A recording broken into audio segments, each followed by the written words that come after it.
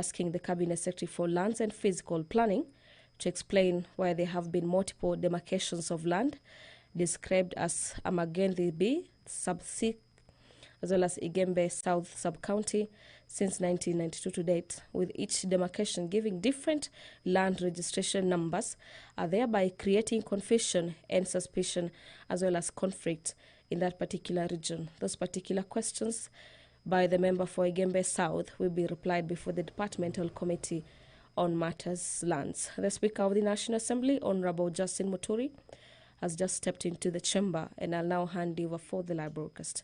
Enjoy your viewing. Good afternoon.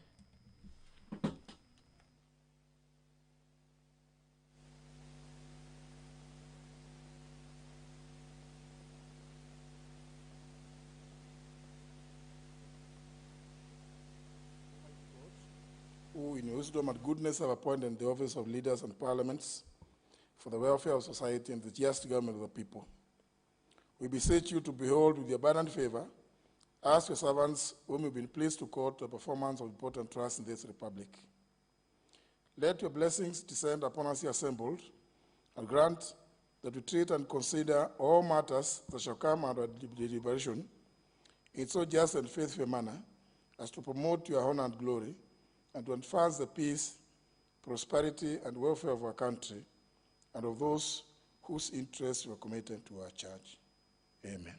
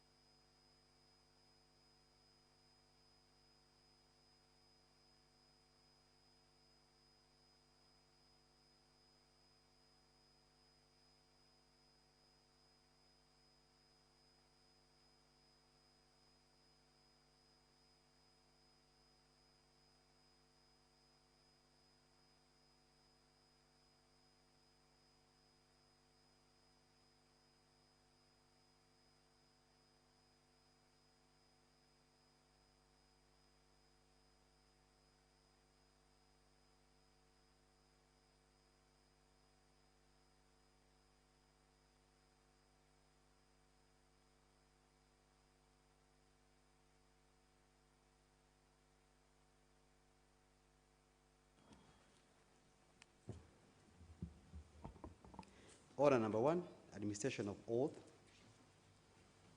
Order number 2, communication from the chair. We can proceed. Order number 3, messages. Order number 4, petitions.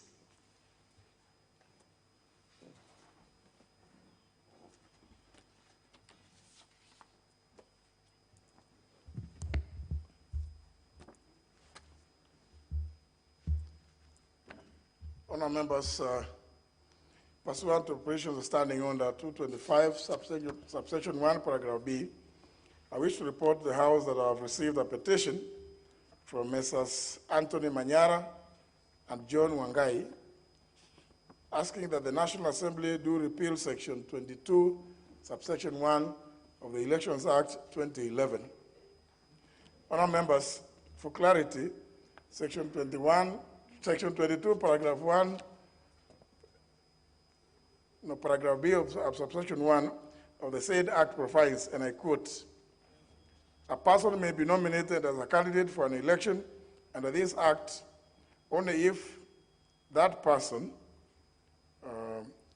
in B, Romans 1 and 2, in the case of a member of parliament, is a holder of a degree from a university recognized in Kenya, Roman 2, or in the case of a member of a county assembly, a degree from a university recognized in Kenya. Pursuant to section 1A of the Act, the cited provisions are to come into force and apply to qualifications for candidates in the general elections to be held after the 2017 general elections, being August 2022 general elections.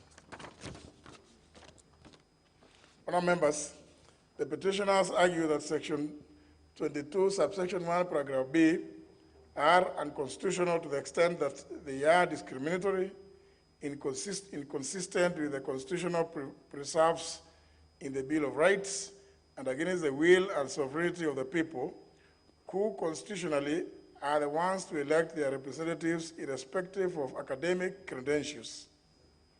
They further argue that since the COVID-19 pandemic disrupted the academic calendar, some sitting and aspiring candidates who do not meet the academic requirements may be disadvantaged, as they may not have completed the pursuit of their degrees within the projected time period of less than 2 years to the next elections. In addition, the petitioners claim that the university degree requirement will make political leadership a preserve of the elites and will disenfranchise a number of good leaders who may not have been privileged to pursue higher education. Honourable members, the petitioners therefore pray that this House deletes Section 22, subsection 1, paragraph B of the Elections Act in its entirety, so as to provide a fair playground to all candidates seeking elective positions, regardless of their educational backgrounds.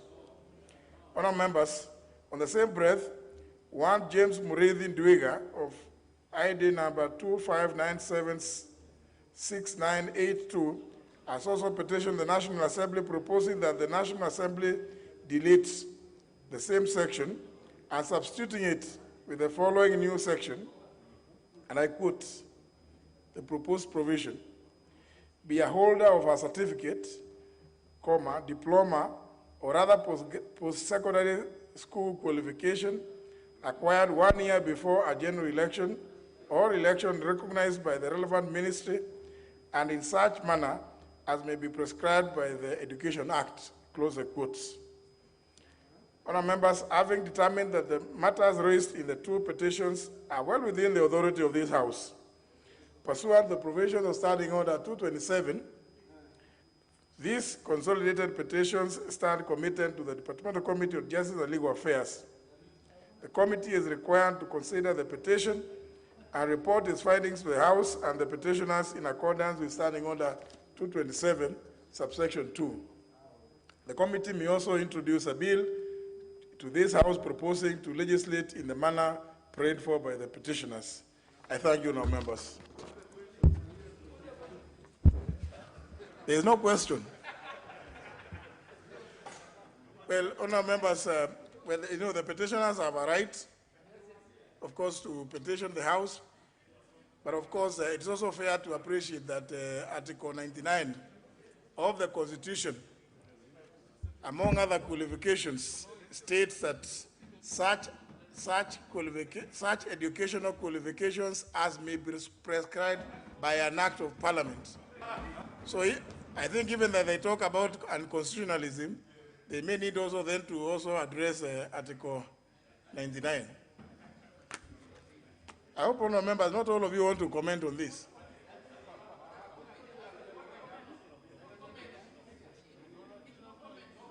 Honourable Duale. The Speaker, I want to thank you for bringing this petition, reading the petition, in accordance with our standing orders. And Mr. Speaker, you are right. Every Kenyan has a right to. But Mr. Speaker, I have some history. And I'm sure Honorable Mbandi and Honorable Kimunya will agree with me. This matter came in the 10th Parliament, when we were in the old chamber, where the Senate is. And I remember the chorus was, people must go back to school. Speaker, that time, the number of people who didn't have degree were many, and they were in the cabinet. Speaker, I don't want to name them. There were many in the cabinet of President Uhuru Kenyatta and Honorable Raila Odinga. So what happened, when the House passed it, President Kibaki used his veto power in accordance with Article 115 of the Constitution, and he overturned the decision of the House. Then in the 11th Parliament, Mr. Speaker, we had a very robust discussion, and we took into consideration the concerns of our colleagues, and we said, until 2022, go back to school, go back to university. And Mr. Speaker, COVID cannot be the reason. Today, you know what's happening? When even your wife chases you away, you use COVID as a reason. The universities are on. People are online. So, Mr. Speaker, as you rightly read Article 99, Sub-Article 1 of the Constitution, it is a function of this House to enact an act of parliament. And Mr. Speaker, there is this story of leaders are born. But leaders, when they are born, all of us, we didn't have any experience. We didn't have any qualification. We went to school. Some became doctors. Mr. Speaker, we cannot have people who have no basic education qualification to participate in the function of budget-making process of this House. Mr. Speaker, we cannot have people who don't have the required education qualification to interrogate the Auditor General's report of this House. We can't have people who have no qualification to bring bills and represent their people. So, Mr. Speaker, we are taking our children to school. We can't educate our children. And then here we tell people, you can come to the National Assembly or the Senate when you have no qualification. Mr. Speaker, I really want to urge the House that this time around, if they failed in the 10th Parliament, and if they fail, and if I am one of them, I had a chance between 2017 to 2021 is 4 years. That is the 4 years you can take a degree, basic degree, bachelor's program. And the degree, in fact, the degree must be verifiable, and you must come with a transcript. You know? You cannot just come and not hundreds of degrees. There are people in this House who are called doctors, and they have got 100 degrees. That is not a degree. So you must have the transcripts. We must see your colleagues who are in the university. Your lecturers must be known. And, Mr. Speaker, I want to urge the House that this petition must be dealt with in accordance with Article 99, Sub-Article 1. Member for Ugenya. Honourable Speaker, I didn't intend to speak on this one, but Mr. Speaker, Honourable Duale has talked about it. You know, this same constitution that they are saying is, the law that they're saying is discriminative, talks about the president must have a degree, the governor must have a degree, and so we are just extending this to ensure that those who come to this House don't stay here for 4 years and don't say anything. Mr. Speaker, we have members in this House who go for 5 years and they claim to be working on the ground. Our first and foremost duty as members of Parliament is to debate in this chamber, to legislate and bring bills in this chamber, not work on the ground. In fact, sometimes I think that if in future we want to make this Parliament robust, then we take CDF away, so that members take time in this floor, and so that we are able to debate as a people. Mr. Speaker, people talk about young MPs those days, like my Senator Orengo, Itobe Manyara, Shikuku. They had no CDF. Mr. Speaker, but they spent their time on this floor, made their contribution on this floor, Mr. Speaker, and did so well for the country. But some here, we are spending so much time following CDF, how much money has come in, blah, blah, blah. So we don't pay attention. And that's why some members said that wacha wajaluo waongee kizungu kwa bunge as we work on the ground. It's not about kizungu. It's about being able to interact with the tools that we're using in this house. Mr. Speaker, if someone has not gone to school, how will he use this iPad? How will he be able to log in and be able to even interact? Because you're supposed now to log into this system, go to house business, check reports, check what's there before you're able to contribute. Mr. Speaker, if you can't do that, then we are wasting people's time. Mr. Speaker, above all, if we are to respect the law, Mr. Speaker, then this Parliament will stand indicted if we interfere with this particular law. Because we have tried it so many times. This time around, Mr. Speaker, we must put our feet down, and if there's any member in this House who thinks that he's going to convince others, more than 70% of members of this House now have degrees. More than 70%. So if you don't have, Mr. Speaker, this is the time to ensure that you get one. If you don't get one, then wait for 2027. Otherwise, we cannot be keeping going back and forth. Then members, Mr. Speaker, you ruled the other day here, some members, instead of now engaging with the reports, they want to engage with the witnesses that have come before the committees, because they have nothing useful or useless to add to what is happening in Parliament. Speaker, so much as the petitioners have a right to bring the petition, Mr. Speaker, I want to request the committee concerned that let us not waste time on this matter. There are more serious businesses to be looked at. IBC has not given us a report on how they want to do the elections the next 1 year. The Legal Affairs Committee, check for us.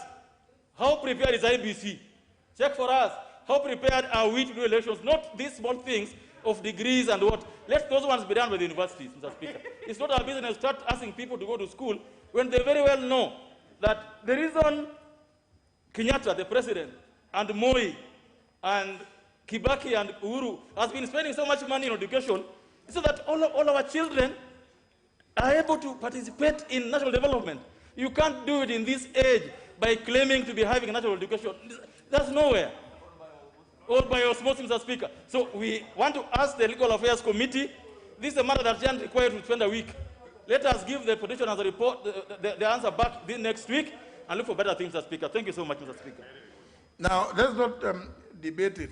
Let's just point salient features so that, because I can see there are very many of you who have comment, please. 1-2 minutes, Honorable Kagogo Bowen. Thank you, Honorable Speaker, for giving me this opportunity to comment this issue, Mr. Speaker.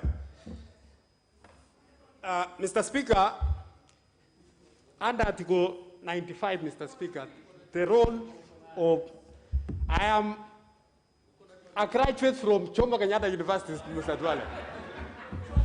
So, Mr. Speaker, it is impossible to have legislators here who are illiterate. You cannot, legislate when you are illiterate.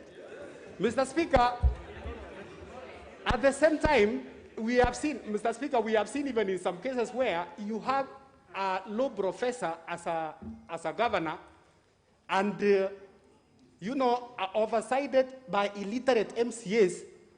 Mr. Speaker, this issue, we discussed it in the 11th Parliament, like the Honorable Dwale said, Mr. Speaker, and this time we are not going to postpone again to 2027.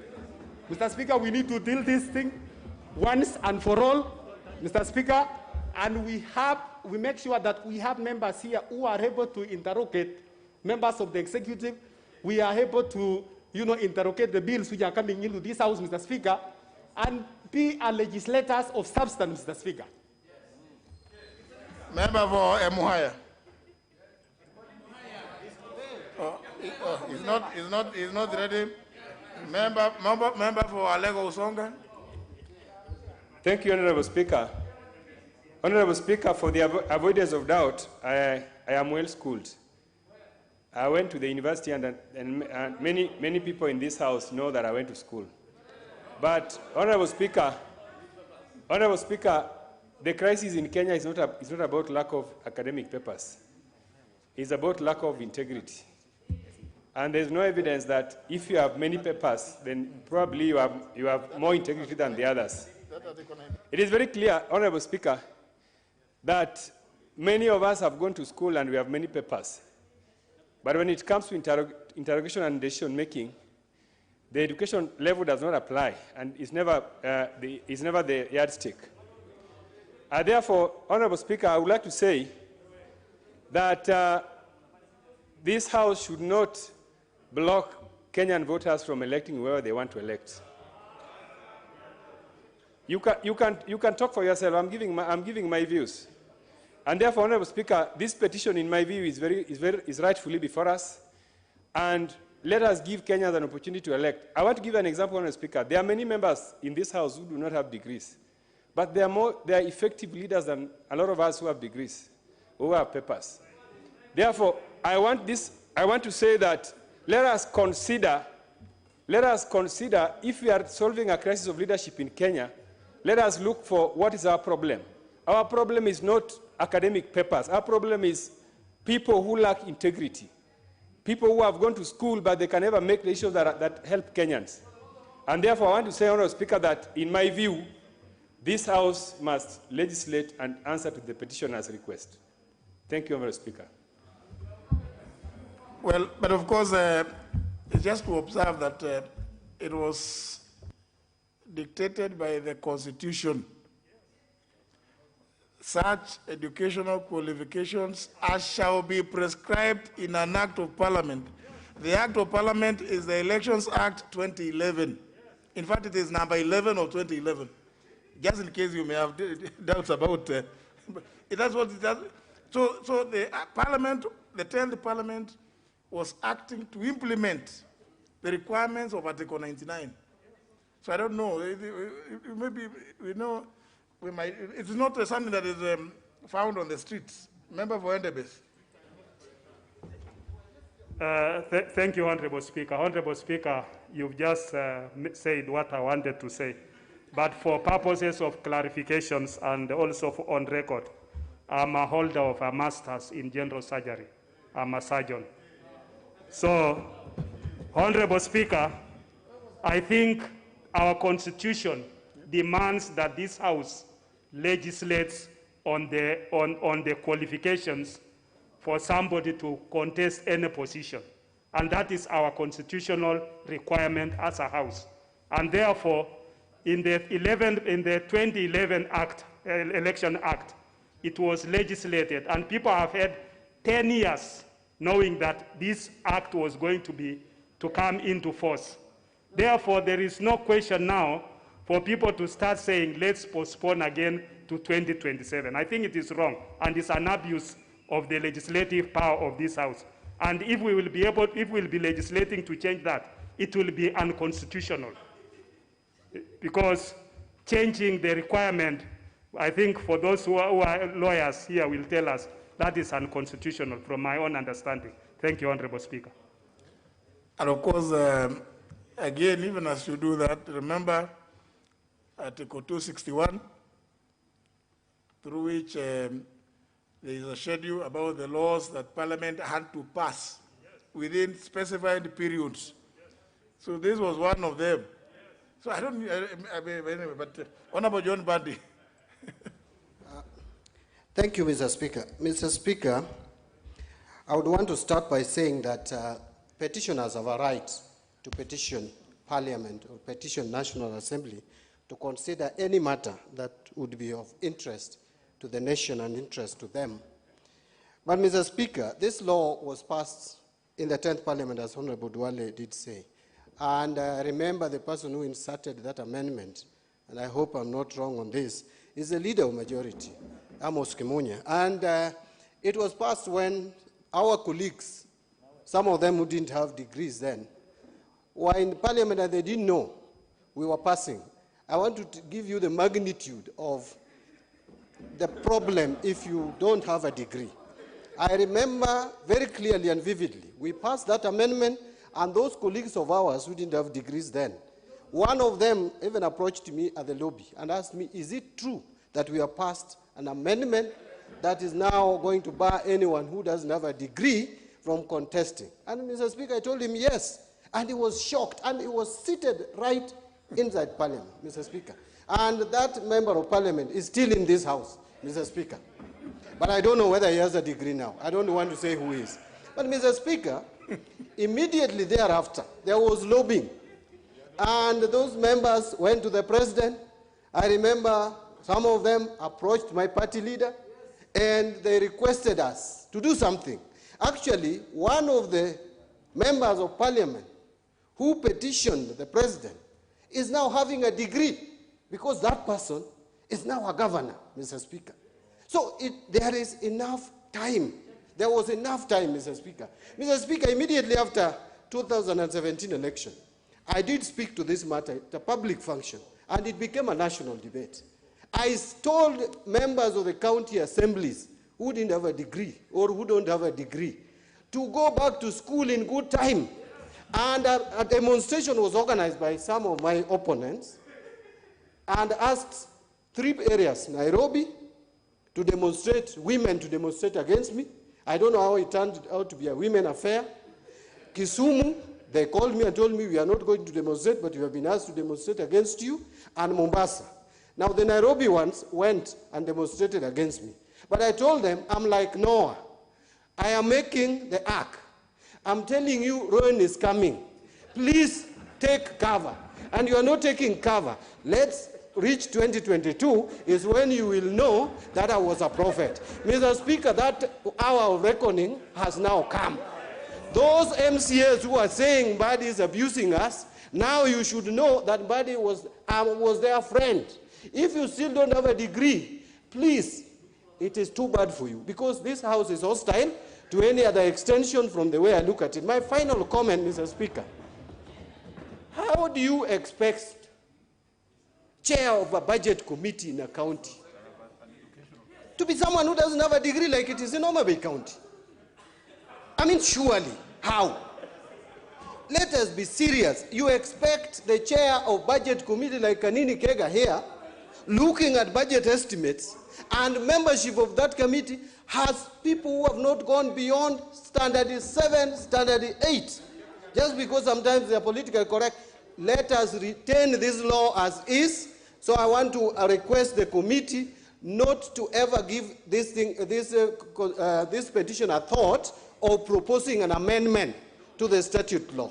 Instead, the report they should bring here is to affirm it and have those members who still don't have a degree. And Paul, we still have other positions where you can still serve this country very well. You can be appointed to some committees in the constituencies and other places. Mr. Speaker, this law must stand.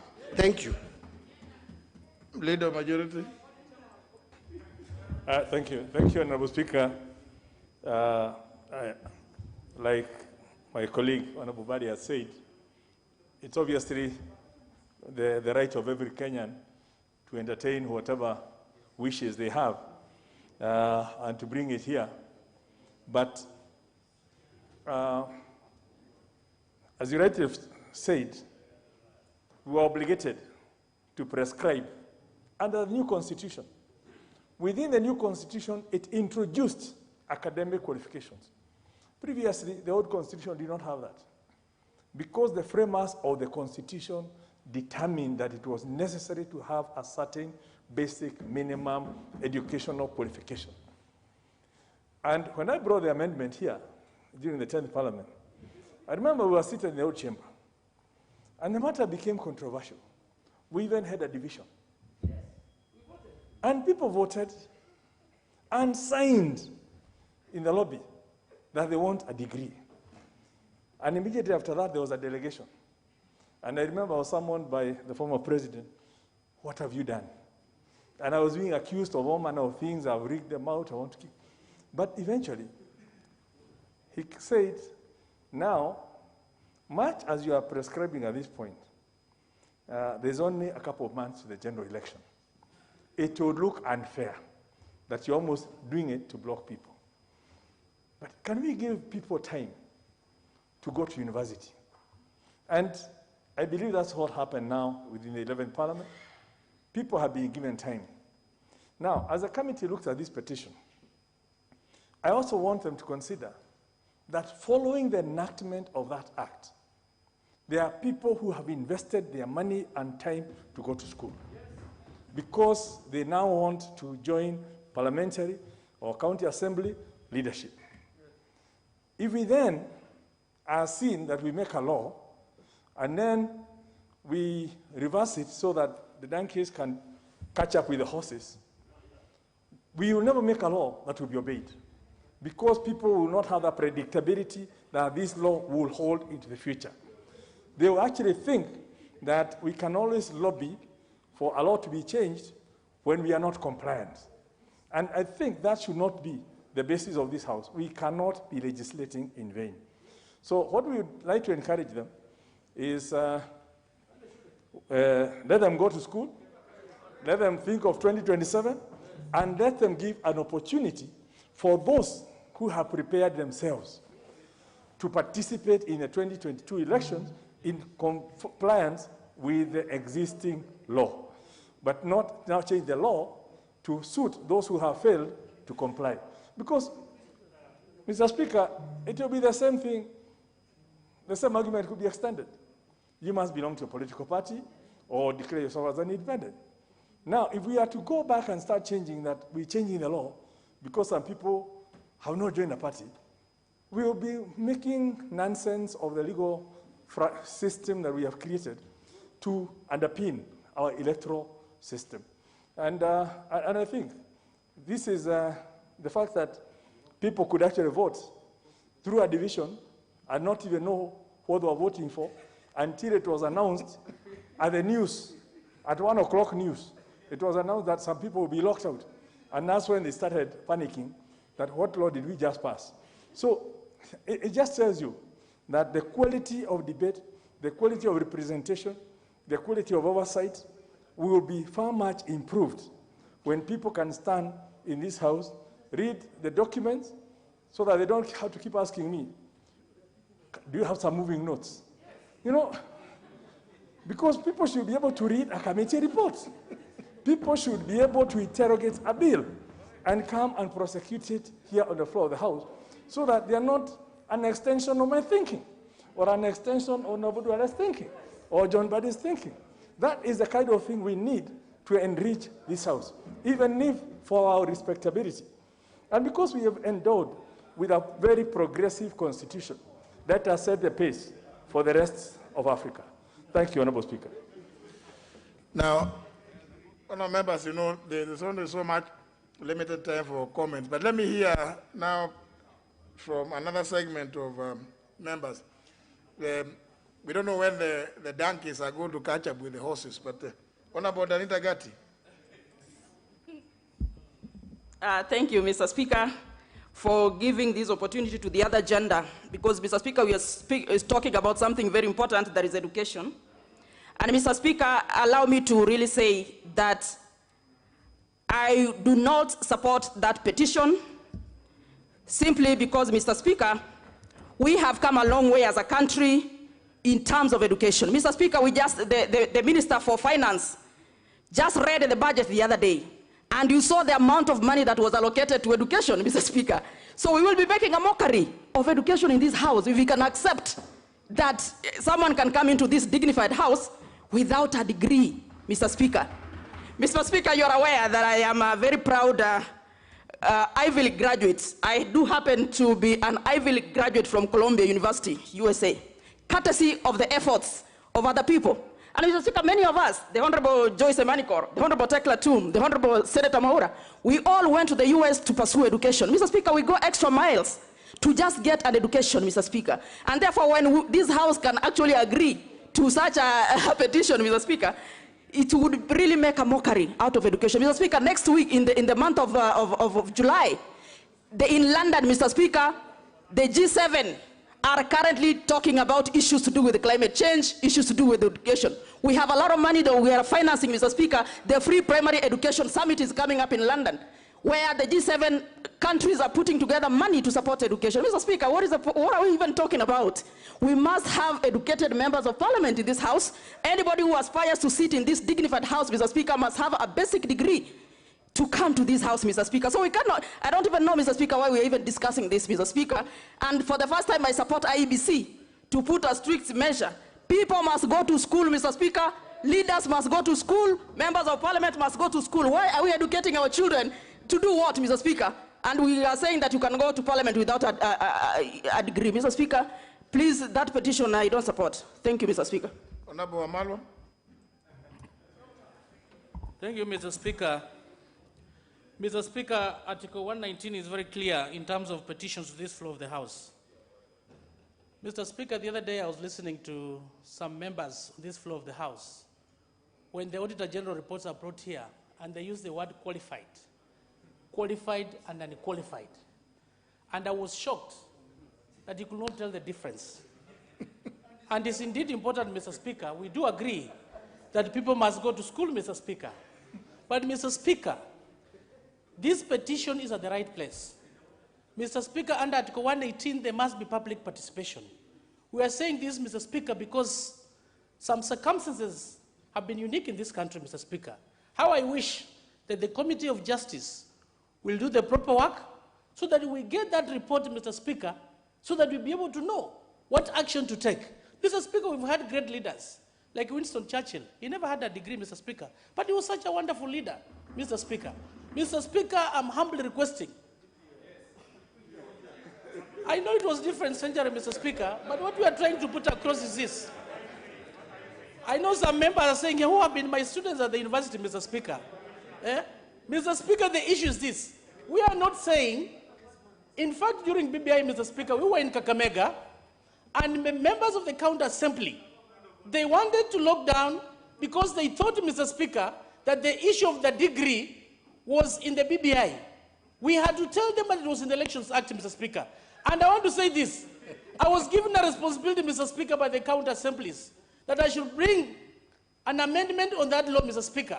And I told them, I'm a messenger. Just listen, Mr. Speaker. Please. Yes. And I drafted this on it's on your desk, Mr. Speaker.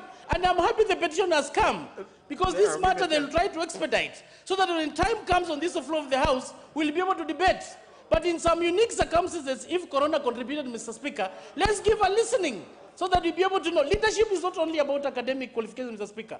I do agree, yes, it's been a challenge. Even members here, when you were discussing about the budget, they were asking. But some have made an effort of going to school. When you go to school, Mr. Speaker, if you didn't qualify to go to university, you must start with a certificate. I know members, they went through a certificate, Mr. Speaker. Now they've done a diploma. And it's a longer process. So from the diploma is when you'll be allowed to do a degree. If such circumstances are there, Mr. Speaker, we can give a leeway and extend to 2027, Mr. Speaker, if it's going to allow, Mr. Speaker. I thank you, Mr. Speaker. Honorable Mlele.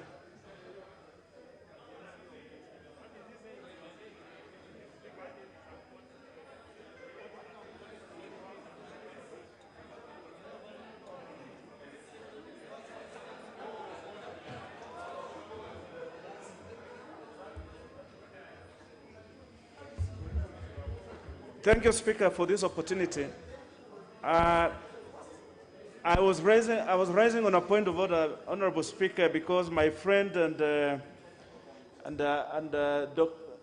Wamalwa, while he was speaking, he had lowered his mask to a level where he was not really covering his mouth nor his nose. Honorable Speaker, we know that this COVID is very serious in this country at this time. I think that it behooves all members of this House to take it seriously and kindly just wear your mask properly. It doesn't reduce you from saying what you want to say, but just wear this mask. It might protect somebody. You never know. But let us keep this mask properly worn all the time while we are in this House. And having said that, Honorable Speaker, because you gave me this chance, I think it is important that we uphold this law.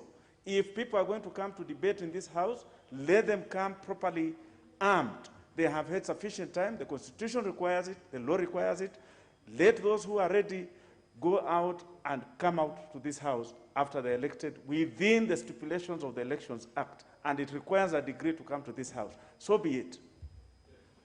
Member for North Hall. Thank you, Mr. Speaker. Mr. Speaker, I want to join my colleagues really in making a statement about this petition. Mr. Speaker, sir, as my colleagues have said, clearly leadership demands some level of skills. Mr. Speaker, sir, the law is very clear. Even the Constitution, it's required that the President, the Governor, and the deputies have degrees. And it's required even for the rest of the elected members, whether at the National Assembly or at the county level, they have some level of education. Mr. Speaker, I was in 10th Parliament with Honorable Duale and others, and this was an issue.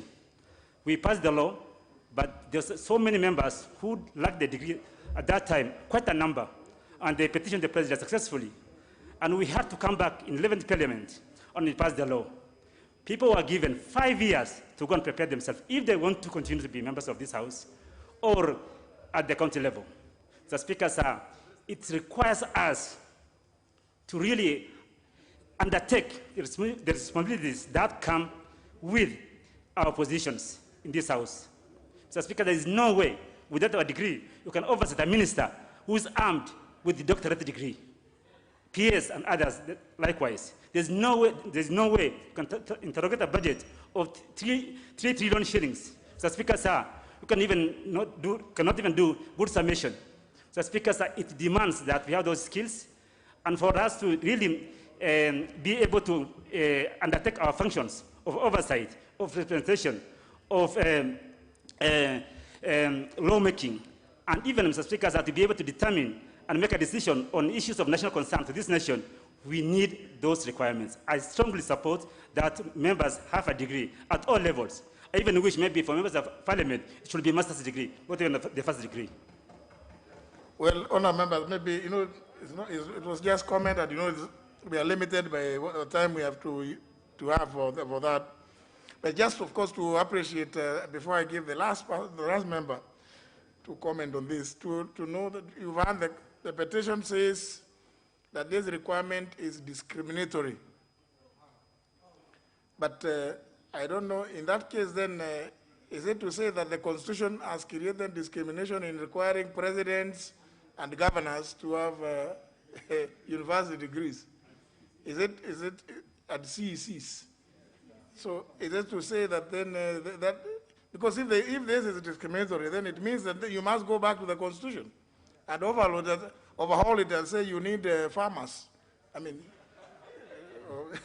Honorable Lagwaluot.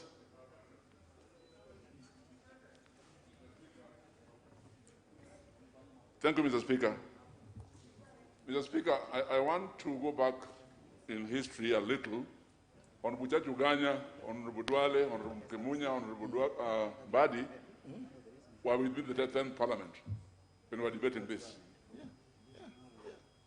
Mr. Speaker, then it was very controversial, but we all agreed that we have that in the law.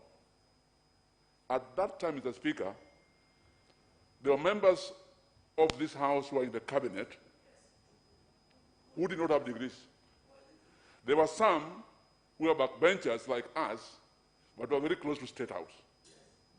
As soon as we passed the law, and like Badi said, they were not even aware we were discussing it. But when they realized that it had been passed, they lobbied and they actually went to see His Excellency President Mwai Kibaki. And that is when now Honorable Kemunya was asked to say what happened in Parliament.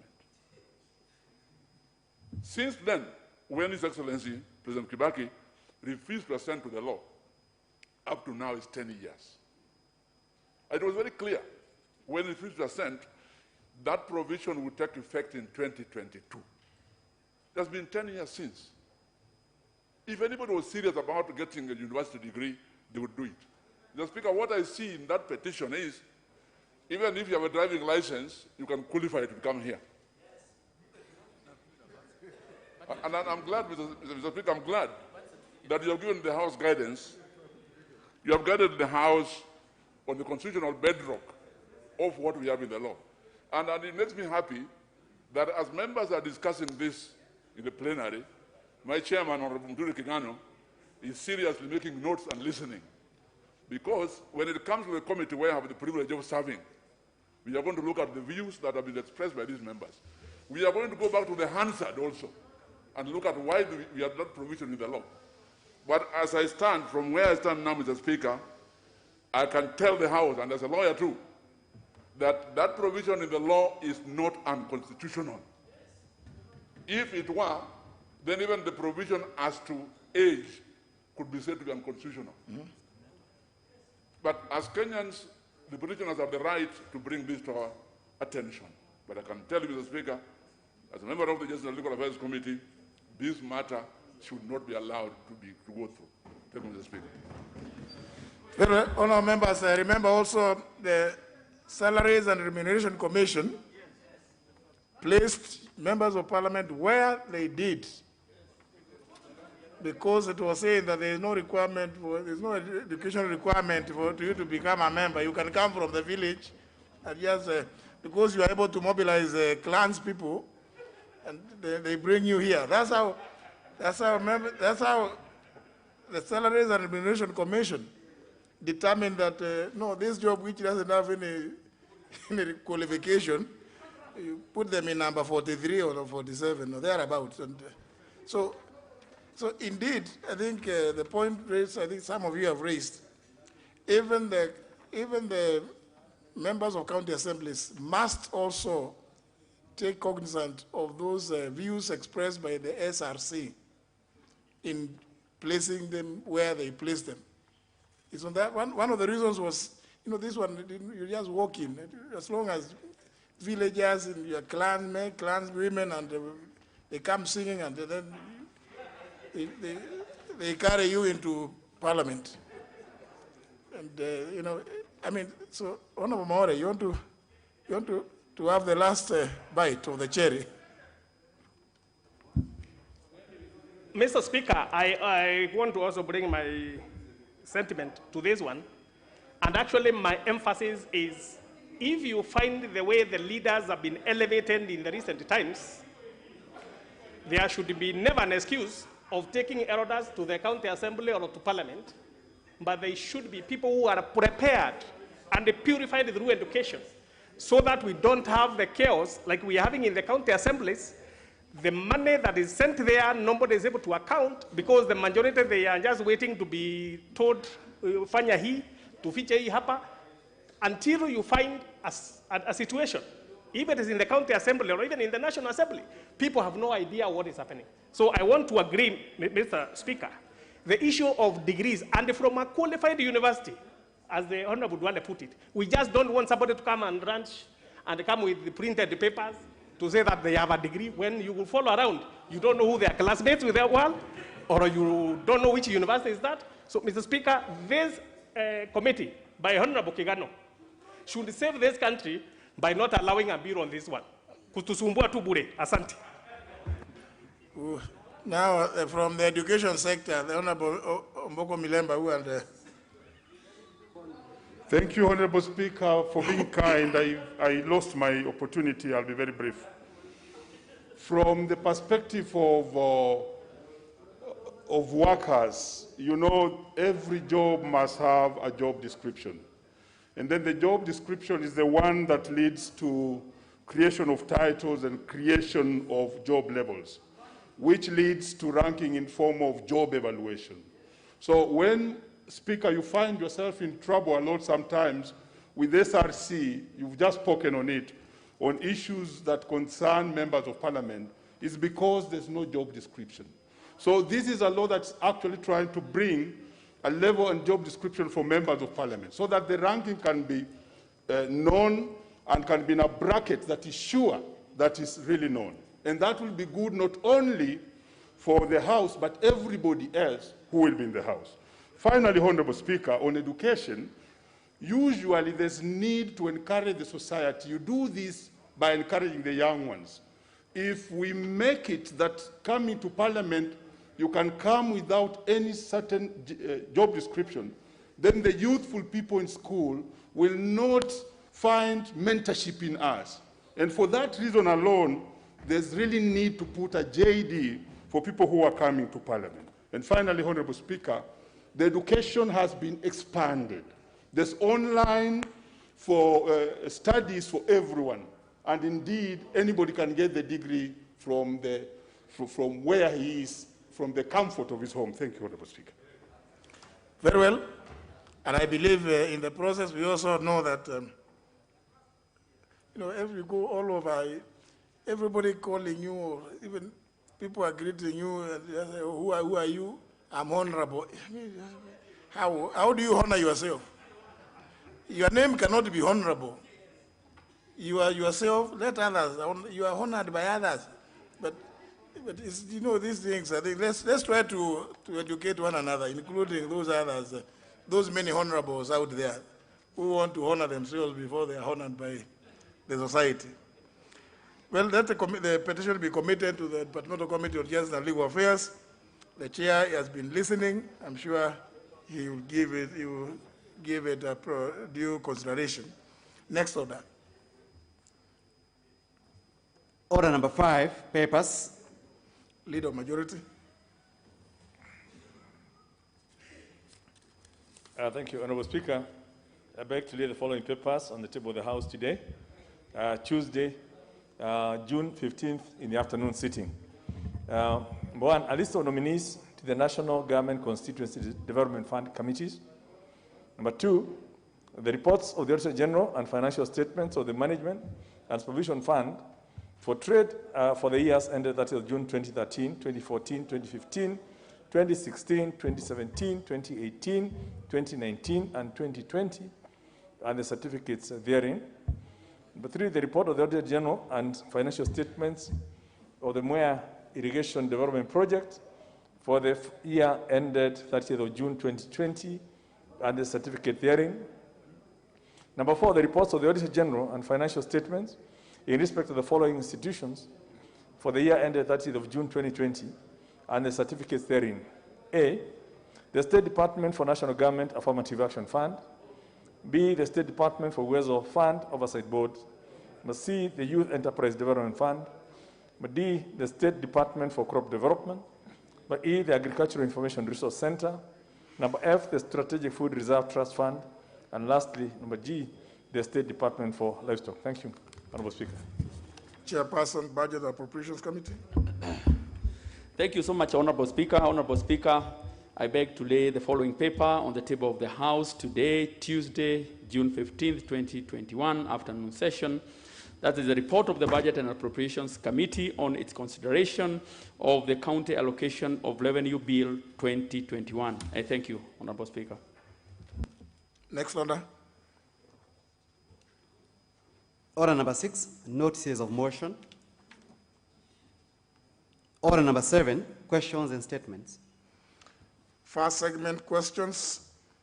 Honorable questions. Member for Igembe South, Honorable John Paul Mwirigi. Thank you, Mr. Speaker. Mr. Speaker, I rise to ask question number 184 of 2021 to the Cabinet Secretary for Land and Physical Planning. Question 1.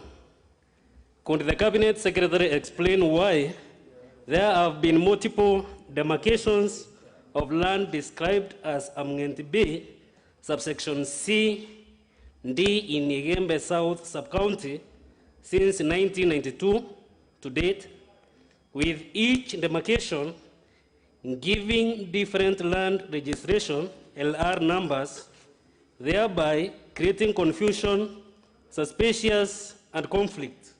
Question number 2. Could the Cabinet Secretary indicate when the title deeds for the same parcels of land will be issued? Question number 3. Could the Cabinet Secretary also take the disciplinary action against land officers working at the land offices in Kanoni Tumtumu area of Igembe South Sub-County who have been overcharging members of the public for land demarcation services to ensure that the vice is stopped forthwith, including effecting transfers of any officers who have overstayed at the station? Thank you, Mr. Speaker. Very well. The question will be replied to before the Departmental Committee on Lands. Next question is by the member for Saboti, the Honorable Caleb Amisi, who has written to request that the question be asked on his behalf by the member for Alego Usonga, the Honorable Atandi. Thank you, Honorable Speaker. I rise to ask question 186 of 2021 on behalf of the member for Saboti. Part 1, the question is addressed to the Cabinet Secretary for Health. Part 1, could the Cabinet Secretary explain why the National Hospital Insurance Fund is yet to remit over 3 million Kenya shillings or to St. Raphael Dispensary in Matisi Village in Saboti constituency, as NHIF claims, despite the facility having filed the claims correctly and on time, which has caused the facility to shut down operations owing to its inability to pay salaries and procure essential medical supplies. 2, could the Cabinet Secretary also explain the measures the government has put in place to ensure that NHIF funding is remitted to health facilities without unnecessary delays so as to protect health facilities from closure? Part 3, could the Cabinet Secretary also provide the implementation status of the Linda Mama program under the NHIF since its commencement, including the amount spent and its impact so far? Thank you, Honorable Speaker.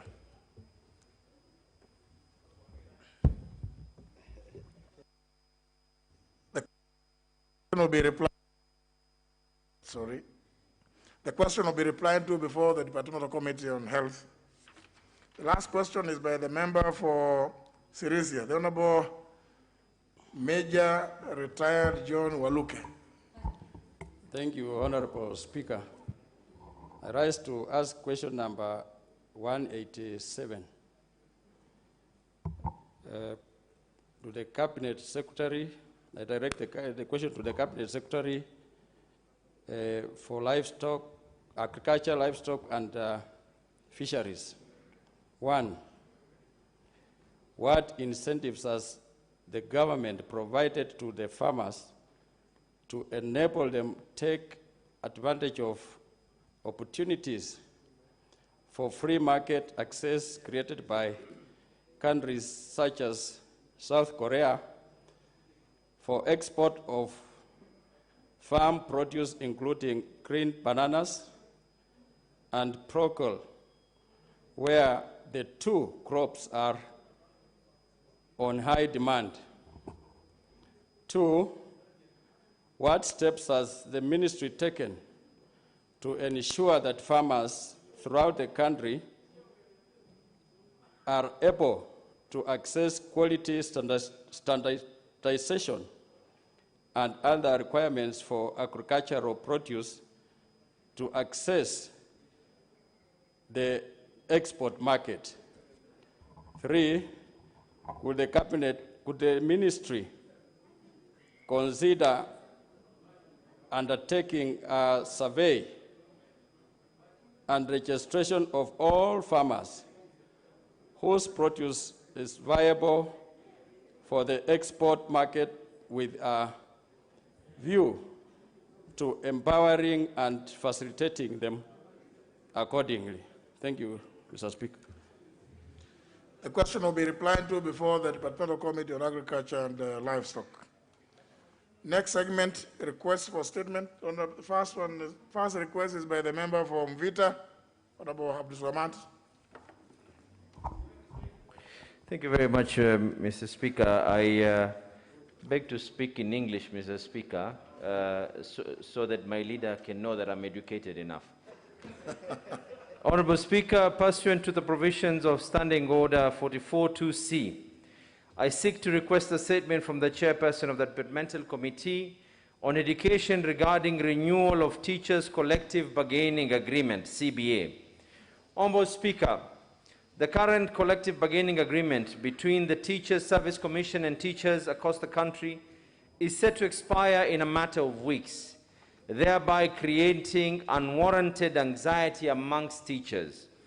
Already, Honorable Speaker, the Kenya National Union of Teachers as well as the Salary and Reviews and Remuneration Commission have already submitted their respective CBA proposals, but the TSC is yet to forward any proposal from its end. Honorable Speaker, it is therefore on this account of the aforementioned concern that I seek for a statement from the Chairperson of the Departmental Committee on Education and Research on the following. Within which specific timelines is the TSC planning to submit its CBA proposals for teachers in order to renew the current CBA that is about to expire? And secondly, Mr. Speaker, how many NAT members have either not been promoted or have not received salary increments as per the existing collective bargaining agreement? I thank you, Honorable Speaker. The very much educated Abdul Samad Sharif Nasir.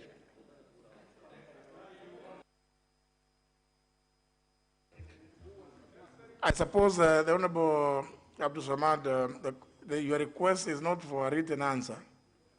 It's the answer to be brought to the chamber. Very well. Chair Education, how long do you think you're going to do that? The Honorable Florence Mutua?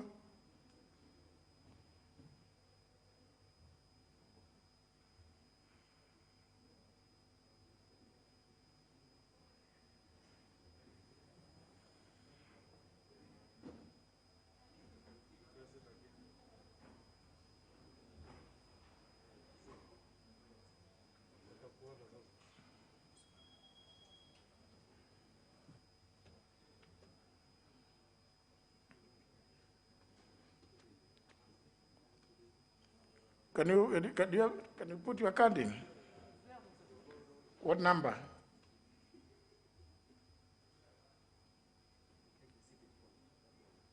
Number on the seat? That appears to be your regular position.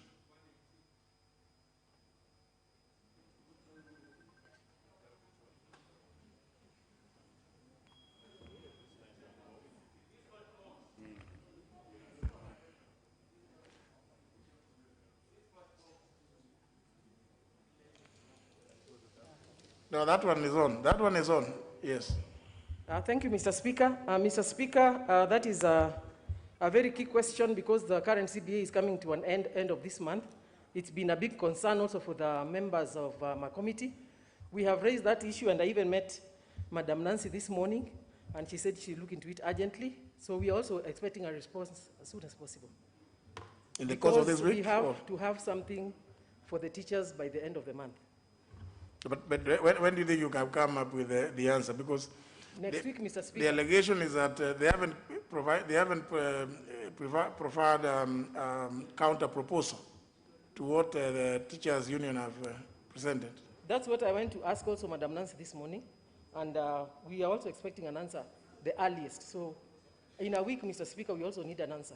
In a week's time? As a committee, yes. Yeah, this is instructions from Parliament. Yes, thank you. Yes.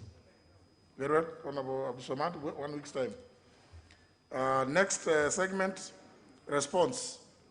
The Chairman, Energy Committee. Member for Nakuru East. Honorable Gikaria.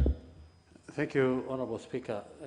First of all, Honorable Speaker, I wish to register my apologies for not having been there last week. Neither was my vice. I sincerely apologize for our absence, Honorable Speaker. But as it is, Honorable Speaker, Honorable Duale, it's true, did on the 10th, just the other day, he rose on 10th June 2021, he rose on a point of order to request the statement. Honorable Speaker, I have this statement which I wish to read.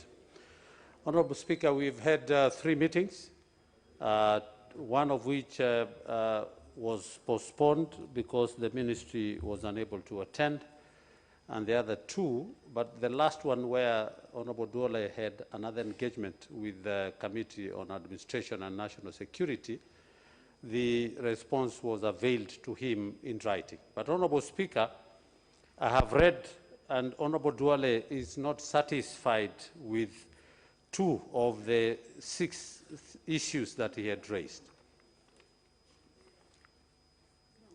So, Honorable Speaker,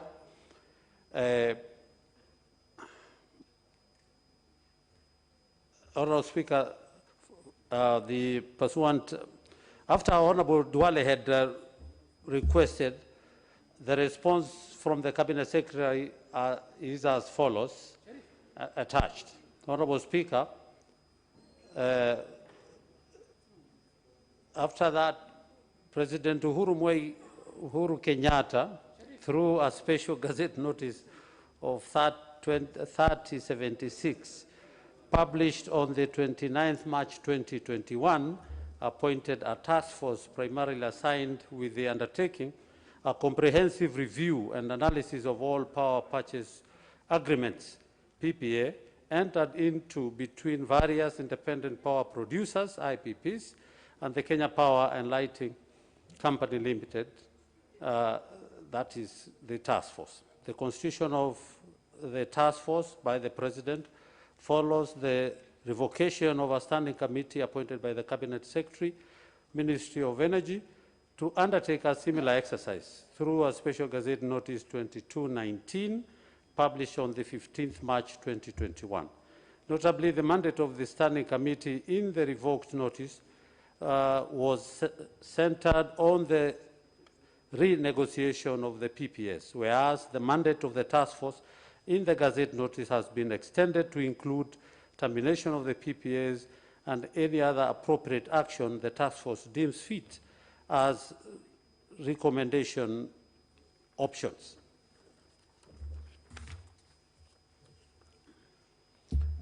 The committee is therefore, in its meeting held on the 15th April, requested the Ministry of Energy to table a report. Honorable Speaker,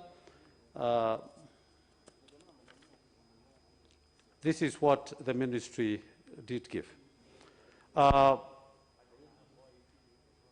account of this undertaking that threatens the long-term growth of our country, that I seek a statement. Sorry.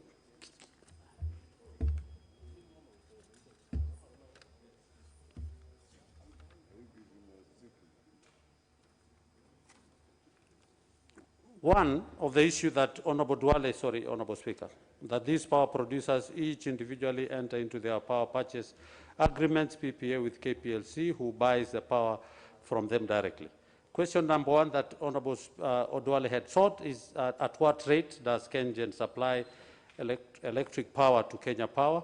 Honorable Speaker, KenGen is currently the largest power producer in Kenya, with several power plants located across the country. The power plants come into different sources of power, ranging from hydro, geothermal, wind, and thermal. KPLC pays KenGen for energy delivered, fuel used in generation, and capacity charge for each power purchase agreement, as shown on the table below. Honorable Speaker, the list is a little bit too long, and maybe because Honorable Dwale might be able, because he had seen the statement. Have you a copy of the statement? Yes, I think he has gotten a copy of the statement. Oh, you have a copy? Yes. Okay, very so well. These are the, but on two, the second question was, at what rate does Kenya Power procure electric power from independent power producer? KPLC pays IPPs for energy delivered, fuel used in generation capacity, charges for each power purchase agreement are shown below for 2019-2020. Again, Honorable Dwale has that, and this was only specifically for the financial year 2019-2020, which it is various, which Honorable Dwale has. From the, it is in kilowatt hours and the charges, which is almost 6,304,587,105 shillings. Question number 3, what is the basis of the huge difference between rates charged by KenGen and the rates charged by IPPs? The different power plants are priced differently, depending on various factors, a major one being the source of power. KenGen also has different prices for its power plants, some being higher or lower than other IPPs. Question number 4, that I do agree now with Honorable Dwale when he says, when he rose last week requesting and he was not satisfied, and we totally, because again this is something, it is, could the chairperson provide a list of IPP, including their shareholders, directors, and addresses? Honorable Speaker, the list that is given here is only of some 19 IPPs, with no names for directors, no addresses, and no shareholders. And this is where Dwale, I totally agree, and we totally agree with him as a committee, that this information as sought by Dwale was not given as he had sought that information. And of course, Honorable Speaker, as a committee, we have been raising these issues, and when Pukose was a vice chair, he remembers. And some of these past and present at the ministry are purported, or it is alleged they are part, and maybe that is the reason why they don't want to give these things. But again, we will be demanding as a committee for a full disclosure as requested, because as a committee, when we ask, and this information we have been asking, and the committee is privy to this information, and it has not been brought even to our committee. But now we will, as a committee, demand, as requested by Dwale, that this information must be provided.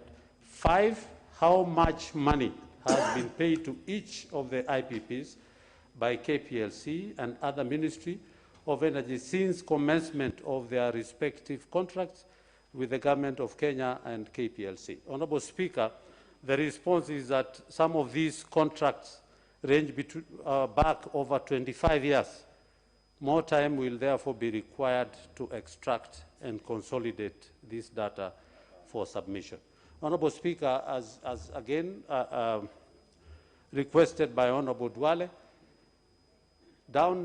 almost 3 months down the line, it is not appropriate to have this kind of an answer. So we, again as a committee, Honorable Speaker, will be requesting your indulgence in terms of giving us more, maybe another extra 1 week, so that we can be able to go and be able to request the ministry to be able to furnish this very important request that was asked by Honorable Duale. The last one is, what urgent measures is Kenya Power taking to reduce the cost of electricity to households, businesses, factories and other consumers, with a view to support the government Big Four agenda, to especially enhancing manufacturing? And the answer is that renegotiation of existing PPAs for existing power plants. B, time of use tariffs for large commercial and industrial customers. C, lifeline tariffs for small and medium-sized enterprises. D, on dispatch basis during operations, priority is given to renewable generation sources to meet demand while reducing thermal generation. And lastly, that is E, 132 kVA and it should be 220 kVA tariffs. Those are the responses that were given by the, and of course the response was signed by the Cabinet Secretary, Minister of Energy. Thank you, Honorable Speaker. Honorable Duale.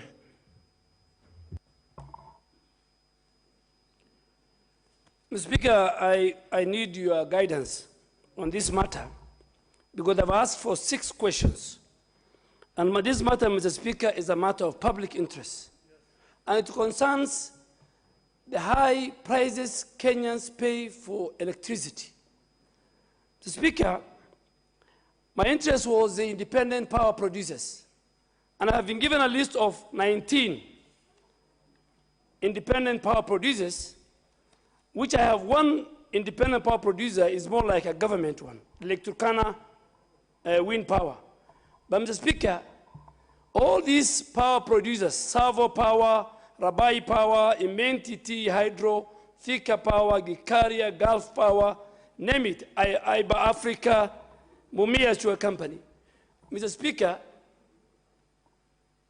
because this is a matter of public interest, this committee have done a good job. But Mr. Speaker, government, and that more so the Minister of Energy, have refused to answer 2 important questions. And Mr. Speaker, under Article 117 on the powers and privilege given to Parliament and its committees, and even the leader of majority and the leader of minority, if you read 117, and Article 35 of the Constitution on access to information, and the Powers and Privilege Act, Mr. Speaker, this committee, for the first time, have been denied 2 important questions. One, the directors and the shareholders of these 18 independent power producers. And Mr. Speaker, I want to confirm that these directors and shareholders are big people, some of them in government and some of them in the energy sector. 2, Mr. Speaker, I have asked for the contractual obligation that they've entered with the KPLC. The chair has been denied the last 3 months. And in fact, the answer, Mr. Speaker, he says that I should go to a court of law and get an order as a member for Garissa Township so that those answers can be availed to me. Mr. Speaker, before you give direction, I want to say it without fear of contradiction that in 2019, so that they can hear us, KPLC spent 15 times more to buy power from the independent power producers, even compared to KenGen, which is a government entity. The Speaker, in that period, KenGen was selling power to KPLC at 4.6 cents to the kilowatt hour. Mr. Speaker, I want to give you 4 companies out of these 19.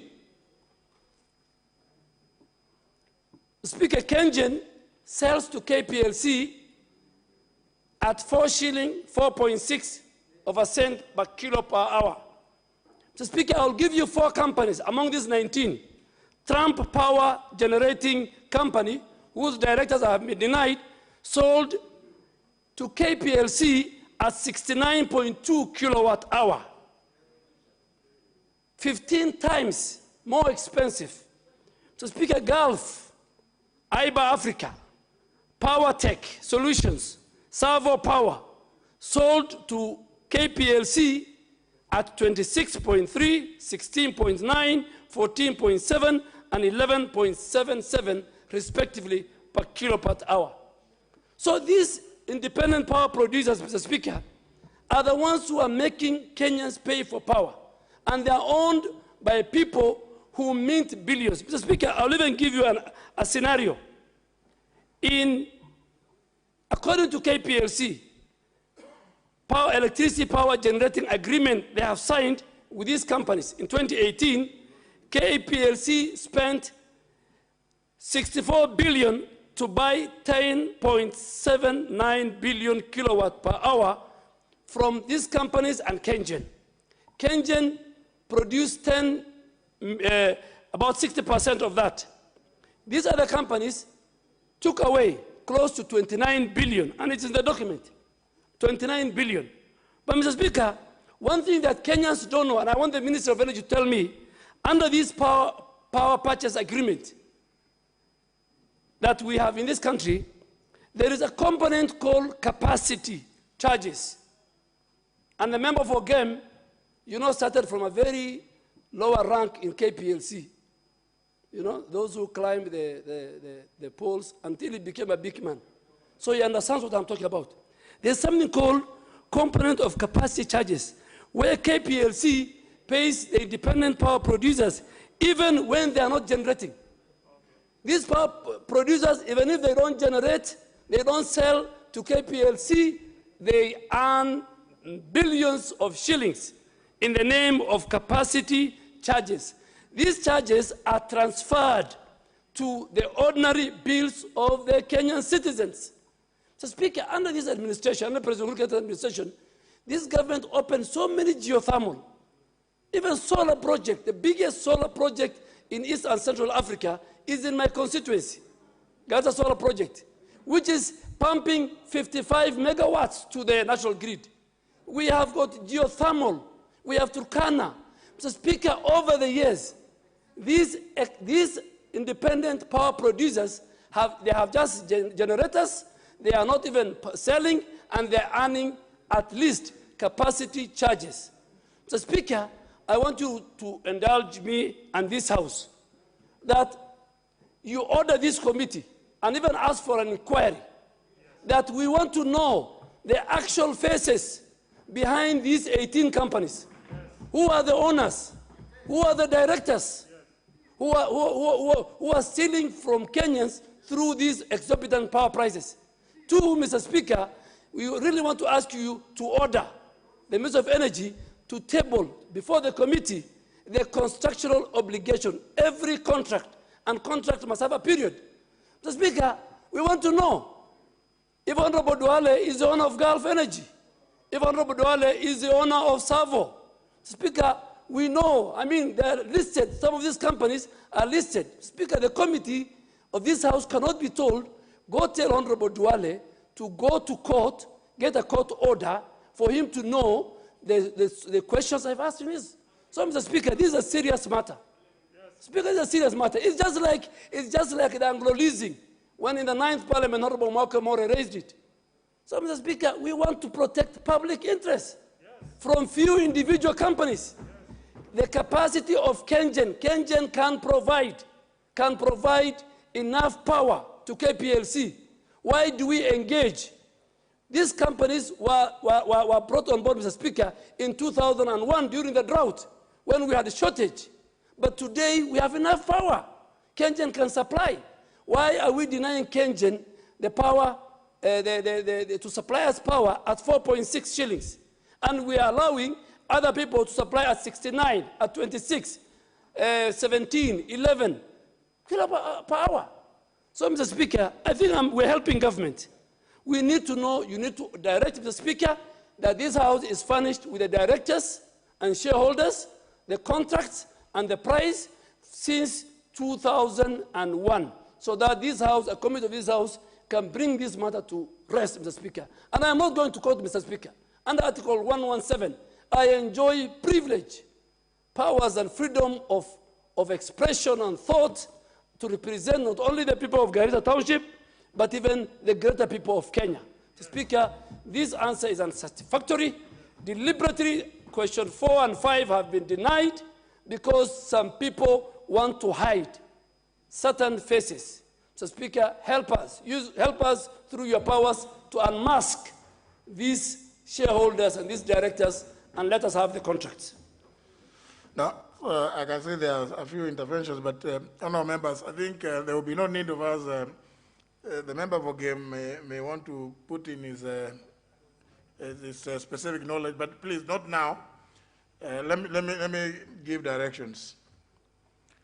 The issues raised by the Honourable Duale are indeed of great moment, and they really go to the core of some of the key issues that we keep addressing. We talk about the Big Four, and the component of manufacturing is there. We will not achieve it as long as some of the issues that Honorable Duale is raising are not addressed. And therefore, I know, Honorable Gikaria, yours is a departmental committee, but now you will have to convert yourself to do an inquiry with all the powers to summon, call before you, and if they fail to, report here, and we will show you how we will drag them into the place.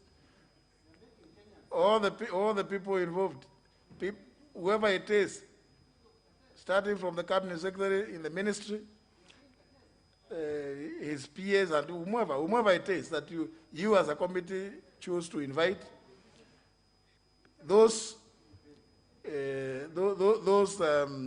members from the Kenya Power. The story about the response about the Honorable Duale going to court we will not allow it, not under my watch. The Member of Parliament is entitled to an answer, a satisfactory answer. Also invite the registrar of companies. These days there is even the issue of beneficial ownership. Let them come with all the CR12s of all of them. And if they don't bring, then you know that they are phony. You know, they must bring all the CR12, the registrar must bring before you. In fact, that process is ongoing, and the other day Kenyans were being praised for having compliant in great numbers with the requirement for beneficial ownership.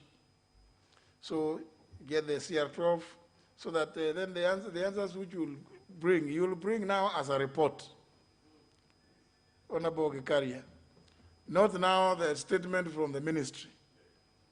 So you will now be the ones now to bring the report, and on the day you're inviting them, invite the Honorable Duale. So and other interested members like the member for Endebess, and maybe the member for Game, is it? And the member for Kwanza, I can see his hand up. And any other member anyway who desires to go and hear. Because this matter affects everybody in the country. It's an important matter that the committee should really inquire into. Now it's not a matter of being given written statements perfunctorily. No. You now inquire into that, go into whatever length and depth to find out the issues that the Honorable Duale has raised, which now at least you have got a starting point. You get the answer, the issues that the Honorable Duale has raised, and also let in every contract with the IPPs indicate when it was first entered into, Was it for eternity? Because, you know, there's a language being used now in the judiciary about eternal clauses. Are these agreed contracts for eternity also? So that, you know, we may know. Do they have an expiry date? Even if Kenyans have so much sun, surely, it's so much sun today, and there's a lot of power, cheaper power. Why do we continue having such expensive arrangements, contractual arrangements? Because I mean, there must be some point at which some of them may have to exit the scene. So, Honorable Gikaria, your committee, take some little bit of time and call everybody who is in the whole chain, from KenGen, from Kenya Power, from the ministry, from the registrar of companies, and any other body that you may think that has any information to profile, so that you table a report here which the entire House can debate, either resolve in one way or the other. So in your report, you should also seek to make recommendations as to what the House, the route, the direction the House should take. So I don't think we don't need to debate it further. I think that should be sufficient. Honorable Gikaria, unless you think there's another issue. Honorable Speaker, I want to thank you for your direction. I will engage the Secretariat and hopefully immediately we'll be able to start an inquiry into this thing. And as a committee, you have also been concerned, so much concerned. But also, Honorable Duale, through the intervention of the President after appointing the task force, it might unearth, and he gave them, I think, 6 months to be able to have come up with, but that does not stop us from being able to continue with what you have That's given. executive Thank given. You. Okay. That one will not be brought here. Okay. What you find out, you bring it here. I will. Thank you, Mr. Speaker. Yes. Thank Yes. you. Very well. Now, on this segment, there's a general statement by the leader of the minority party, the Honorable John Bandi. Thank you very much, Mr. Speaker. Mr. Speaker, I stand here indeed with a very heavy heart to convey my condolences to the family, relatives, friends, and of course, the great people of Game constituency, and to pay tribute to a fallen hero who was also a very good friend of mine, a comrade, a political mentor, and a reliable stalwart and member of my party, the Orange Democratic Movement, the late Honorable Washington Jakoyo Midiwo. Mr. Speaker, even adding the article, the late, and following it with the late, it's very difficult for me to pronounce those words before the name Washington Jakoyo Midiwo. Mr. Speaker, I got to learn yesterday that Honorable Midiwo succumbed to heart attack, of course at the age of 54 years. The Honorable Jakoyo, Mr. Speaker, was elected a member of parliament for the first time in 2002 to represent the people of Game constituency in the National Assembly. And, Mr. Speaker, he served in this House continuously for 3 consecutive terms up to 2017. Honorable members who worked with the Honorable Jakoyo Midiwo would remember him and would agree with me that he could be described with the following words, that he was an astute debater, Jakoyo was courageous and charismatic leader, and I must add that he was a witty politician. He was forthright, very brave, and straightforward. I think if I use those words liberally to describe my fallen friend, I wouldn't be off the mark, Mr. Speaker. He was actually a dedicated and selfless leader who served his people with dedication. The Honorable Jakoyo, Mr. Speaker, allow me first to move to a bit of his history, a summary of his history. Was born in 1966, and he officially joined politics in 2002 when he vied and won the Game parliamentary seat on a NARC ticket. He went on to be re-elected to represent the same people of Game for another 2 terms in 2007 and 2013 under the Orange Democratic Movement. During his time in this House, Mr. Speaker, we'll all remember that Midiwo served in various House committees, but more particularly I want to single out the Departmental Committee on Finance and Trade. He also served in the Joint Committee on Parliamentary Broadcasting and Library. He also served in the House Business Committee by virtue of his position in the leadership of the House. He also served in the Departmental Committee on Defense and Foreign Relations, among others. Mr. Speaker, Jakoyo, I'm being reminded also the catering, which we call Member Services Committee today. Mr. Speaker, the Honorable Jakoyo Midiwo served as the ODM Chief Whip in this House from 2008, January 15th, to 2013.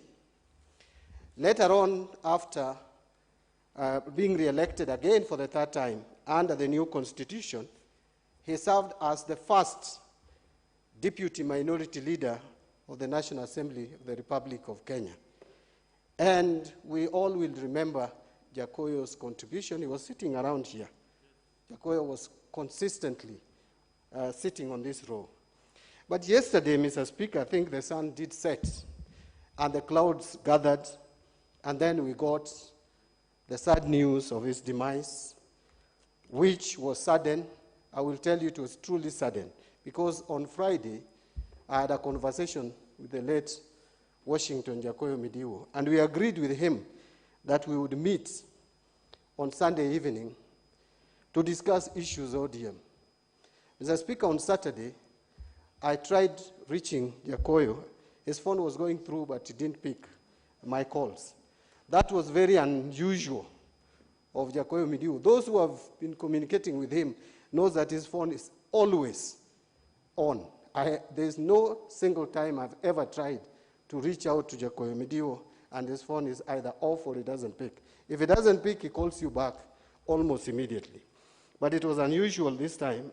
However, I didn't read much into it, and I didn't expect the sad news of yesterday.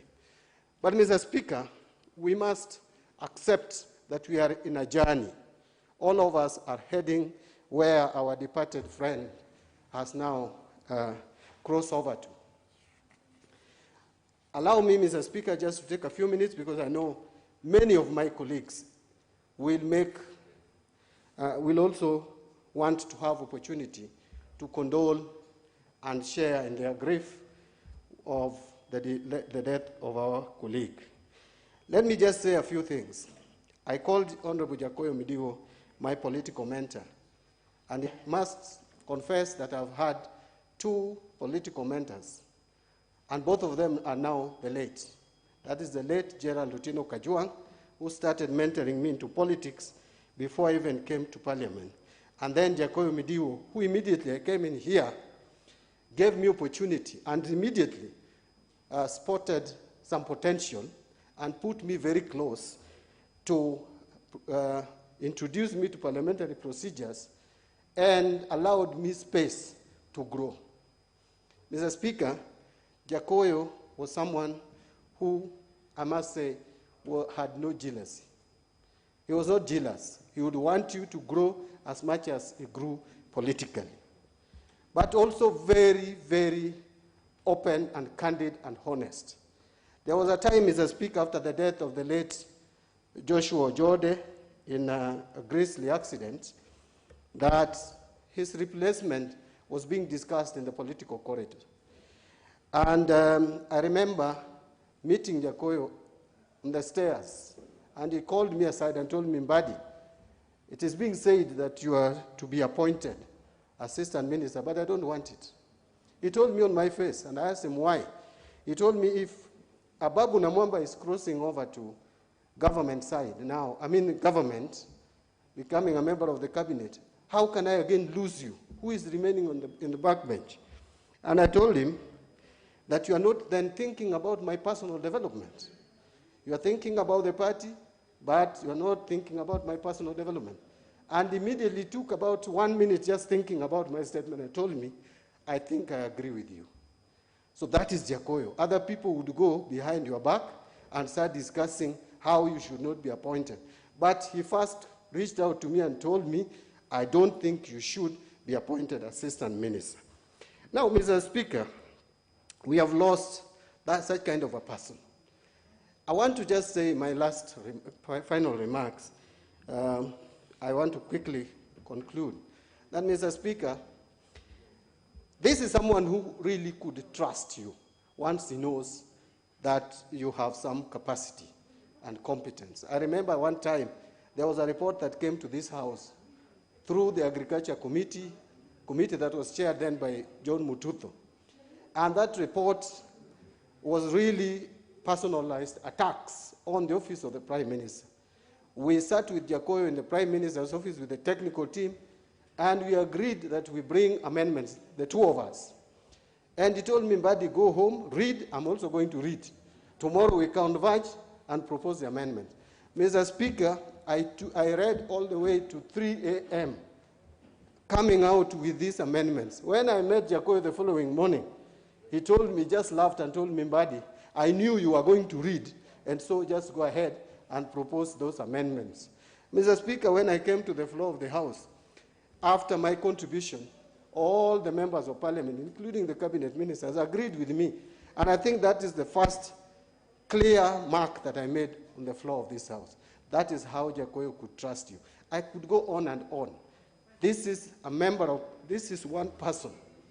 Among my friends, there is no member of Parliament who has visited Suba South constituency like Jakoyo Midiwo and did so many fundraisings for me as a chief guest. It is only his constituency and Rarieda constituency, where my wife comes from, where I have visited outside Homa Bay County more than any other constituency in the Republic of Kenya. So, Mr. Speaker, I don't want to take all the time for my colleagues. It is indeed really a sad moment for all of us, all the members of Parliament here, especially those who served in the last Parliament and the other previous Parliament, will agree that we have lost someone who, even if he was not with you on the same side of the political divide, you could still interact, socialize, and a very, very genuine human being. I want to stop there because I profess the faith of Seventh-day Adventists. I will not say, may God rest his soul in eternal peace, because we believe that is a judgment that's left to God.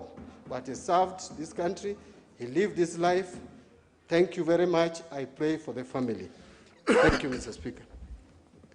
Let's take not too much, not too long per person, because I know there are many of us who would want to eulogize our good friend and brother, the Honorable Washington Jakoyo Midiwo. I will start with the Deputy Speaker. I thank you, Mr. Speaker. On behalf of my constituency, my family, and myself, I wish to give my heartfelt condolences to the family of Honorable Jakoyo Midiwo. Mr. Speaker, I came to Parliament in 2002, and Jakoyo had also just been elected as a first-termer. Mr. Speaker, what Honorable Mbadi did not say, or he did not say it properly, is that Jakoyo was a good person with a very good heart, and a big heart. Mr. Speaker, when we came in 2002, because I want to be very brief, we were quite a lonely group of young KANU members of Parliament who had been thrashed. The party had been thrashed in the general election, and we were only 68. And Mr. Speaker, on the side of NAC, it was very difficult to interact with anybody that side, the one who are in government. Because remember, NARC had just gotten to power. Many of them were fairly new to real power. And they were very difficult and sometimes fairly arrogant, Mr. Speaker. The only person who across the aisle would be able to, interact with us without a problem was the Honorable Jakoyo Midiwo. And I remember one time, Mr. Speaker, we went to his constituency and actually put him into a lot of trouble. 14 members from KANU, young members from KANU party, visited his constituency and did a harambe for him, because really there was nobody else we could interact with in government. We had been used to power, and we had no power no more, and therefore very lonely, and we could get, and we went to his constituency, and I remember him being summoned and asked why he was behaving in that manner with the people from the opposition. That story went on and on. He was an active member of the House. Other than being a good debater, he was also a footballer. Maybe not a very good footballer. But if you get anybody from Nyanza or Western, when they come to Parliament here, they would believe just because they are very good the other side. He was not a good footballer, but a very social footballer. We would interact very well when we go on trips with him. And Mr. Speaker, I've just said he was a good man. Lastly, I wanted to say something about him on a personal level. Many of these members of Parliament have never lost elections, so they would not know how cold it is to be outside Parliament when you lose an election. I remember when I lost election in 2007, and I had nothing much to do. Jakoyo Midiwo picked me from somewhere and gave me an advice on what I could do and make my life useful during that difficult period. And Mr. Speaker, I was not ready with all the papers that were required. And he personally, because he was a whip and had some control here and there, he was able to wait for me to do those things that I did. I will not say what it was then, but Mr. Speaker, part of what sustained me outside this Parliament for 5 years is as a result of Honorable Jakoyo Midiwo. And that is what I really wanted to stand and say. Really, if there was anything I could do to say thank you, I really want to say thank you from the bottom of my heart, and to the family, we pray for them. For the family, we pray for them and hope that God will, let's not say be kind. The Honorable former majority leader says be kind. For us, we say our fariji, mioyo yao, familia. Now, then we can put that in English. Thank you very much, Mr. Speaker. Member for Game.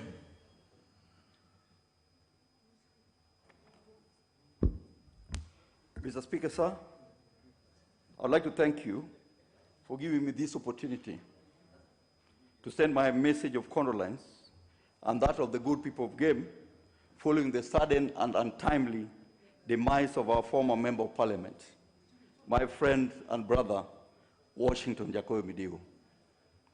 As history would have it, I had a conversation with Jakoyo Midiwo on Friday at 6 p.m. And that conversation was around telling him sorry for the demise of his sister, elder sister Juliana. And I asked him, where do I send my donation? And he told me, just send the donation to me. Little did I know that that was the last time I would talk to my brother Jakoyo. No wonder the Bible says in Psalms 39 verse 4, Lord, show me my end. Lord, teach me that my life is like a phantom, that my life is just like air. I think the demise of Jakoyo has taught me a few lessons of life. Mr. Speaker, sir, during the 15 years of his membership to this House, Jakoyo exuded a sense of teamwork and a sense of brevity in articulating.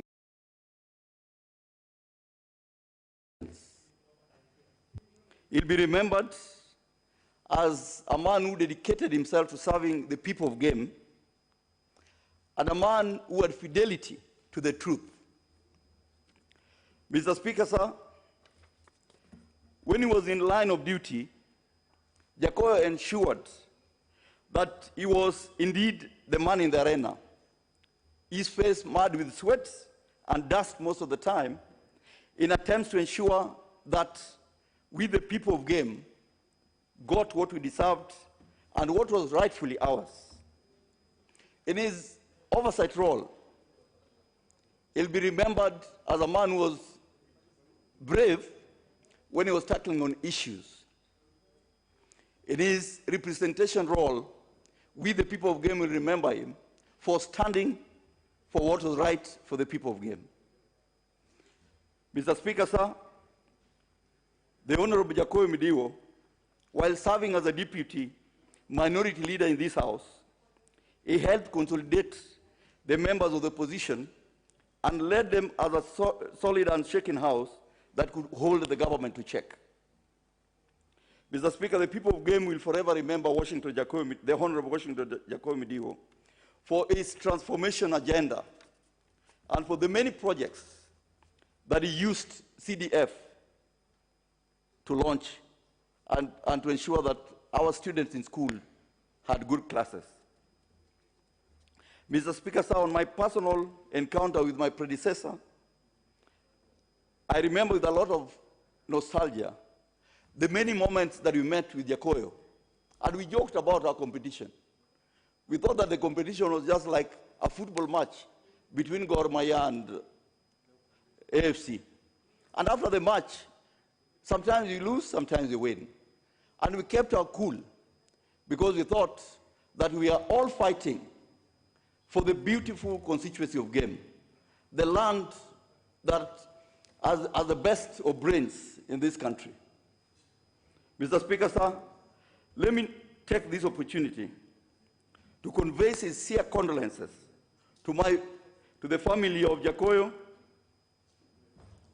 and the entire people of Game, and the friends and the loved ones of Jacoyo for the loss that we have encountered in his demise. We wish to assure their family, the family of Jacoyo, that we are together with them in this, and that we are praying for God's mercy and grace upon them during this difficult moment.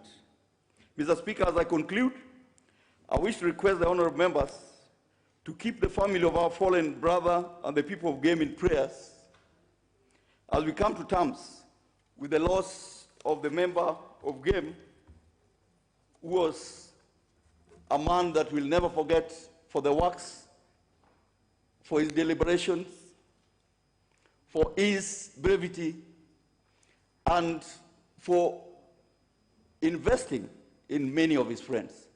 Jacoyo is one of those honorable members who spent time with the ordinary people at home. He invested in his network, and he had a huge network. I'll forever remember Washington Jacoyo Midiwo for his steadfastness, for being a true person. When he didn't like something, he said it as it were. And I remember for the last 2 years that he was talking in funerals in Game and meeting people, he told them Game can only have one MP. He can only have 2. And for that, I'll remember him for the rest of my life, and I will do anything possible to ensure that we give him a peaceful send-off. The Bible reminds me on Revelation 21, and I saw a new heaven and a new earth. Because the old one passed away, we look forward that when our day comes, we'll meet him in heaven. Thank you.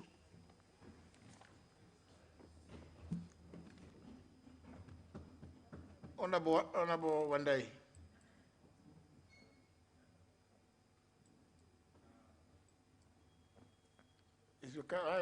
Your card is not showing. Honorable Speaker, okay, thank you very much. If you allow me to just again remove my mask, because I'm referring some notes on my phone.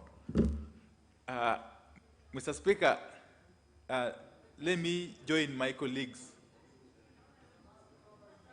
Yeah, I've asked for permission from the Speaker to refer to my notes on my phone. But if you insist, I'll try to persevere. Okay. Honorable Speaker, let me join my colleagues in passing my deep-felt condolences to the family of my friend Jacoyo Midiwo. Mr. Speaker, I came to know Jacoyo Midiwo when he was serving his first term in this parliament. Mr. Speaker, at that time, I was working for British American Tobacco. And there was a project I was implementing in his constituency, a CSR project. And that's how I came to meet him, the Speaker. And from that first encounter, I learned one or two things. One of which was that a member of parliament should not just sit back and wait for the so-called development to be brought by the government. But a member of parliament must go out of his way to create networks. That was a very valuable lesson I learned from Honorable Jakoyo. So, Speaker, come 2013, when I was running to be member of parliament, Jakoyo stood by me from day one up to the last moment. And I remember very well, at that time, I was still undertaking an assignment in Kampala, Mr. Speaker. And even after I had won nominations in ODM in Ugunja, Mr. Speaker, and I came to Nairobi to look for my certificate of nomination from the party, it was delaying. So I went back to Kampala. And so when the certificate was ready, Jakoyo called me that I have a certificate with me. And I want you to come and pick it from me, lest somebody play mischief. So I had to fly back from Entebbe to Nairobi, and he gave me the certificate of myself and my MCAs. That is Jakoyo. Because he thought that if he didn't do so, he could create room for some mischief. The Speaker, in the 11th Parliament, we as the CORD coalition, most of us, had wanted Jakoyo to be the leader of minority, Mr. Speaker, because we had seen the capacity in him. But of course, because of the dynamics of coalition, it didn't happen, and he became a deputy instead. But even as a deputy, Mr. Speaker, Jakoyo performed exemplarily well. It's for sure that Jakoyo's leadership was exemplary in this House. And it's a lesson for most of us who are new in this parliament, Mr. Speaker. Fast forward, as I conclude, Mr. Speaker. When Jakoyo lost the election of 2017, when Jakoyo did not make it back to this House in 2017, Mr. Speaker, I must confirm and confess that it is me among very other few people who remain close to him. And in fact, in the period between that time and now that he has left us, he has been to my constituency countless number of times. Countless number of times. I remember speaking to Jakoyo on Saturday last week, in the evening. I think 1 or 2 days before he passed on phone. Again, about the demise of his sister, his elder sister. I didn't know that I would be speaking with him for the last time, but he was still very, very confident as a man who was always sure of himself. Finally, Mr. Speaker, we all know that Jakoyo ran in 2017 election as an independent candidate in game. And when the elections were concluded, as I've said, I took it upon myself to initiate the process of bringing back Jakoyo to ODM in my other capacity in the party. And I must say I was successful in organizing his comeback and even a ceremony for him to be received back by Barb at Chungwa House. Of course, an initiative that didn't please very many people, Mr. Speaker. Mr. Speaker, to cut the story short, I want us to give our departed brother the most befitting send-off and to take home the lessons we have learned from his life as a politician and as a father and as a brother and as a son, Mr. Speaker. Mr. Speaker, there are very, very many people who have passed through this parliament and who will pass through this parliament, but will never leave the mark of the magnitude that Jakoyo has left. There are people who have been in this parliament even more times, more terms, but they have not left the kind of legacy that Jakoyo has left.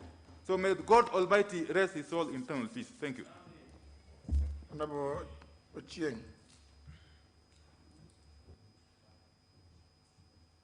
There is a problem, I think, around that area. There is a problem around that area.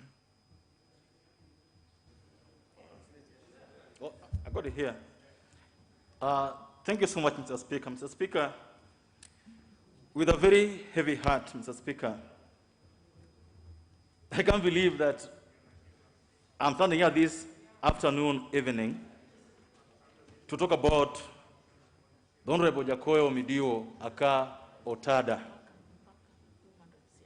Mr. Speaker, in the last campaign, we used to call him Otada times 4. Mr. Speaker, it is so saddening that is now being called the late Jakoyo Omidio. I believe that one day, even death will die. The Speaker, Jakoyo was so friendly, so honest, so forthright, Mr. Speaker. Mr. Speaker, in 2012, when I was running to be MP for Uganda, and he met me at the airport, and I was fighting that time with my current senator about whether I should be MP or not, because the senator and I come from the same ward. He told the senator, this young man has been fighting for so long to be MP. He's done so many things. Why are you fighting him? The Speaker, he even left a glass of alcohol on the table at the intercom when it became apparent that I had won the nomination and I wasn't being given the ticket for the ODM. The Speaker, he's the one who advised me to go to court after the ticket was given to somebody else. I finally got the ticket, Mr. Speaker. Jakoyo was so generous, not just with what he had, Mr. Speaker, but with words and advice. Mr. Speaker, he was such a good mentor. He would tell you that I know you are hard-headed, but this is the right thing to do. Mr. Speaker, if I may joke about it, so he told me that, David, you're a young man joining politics, and you know that as a young man, you're going to have so many girls around you, you know? So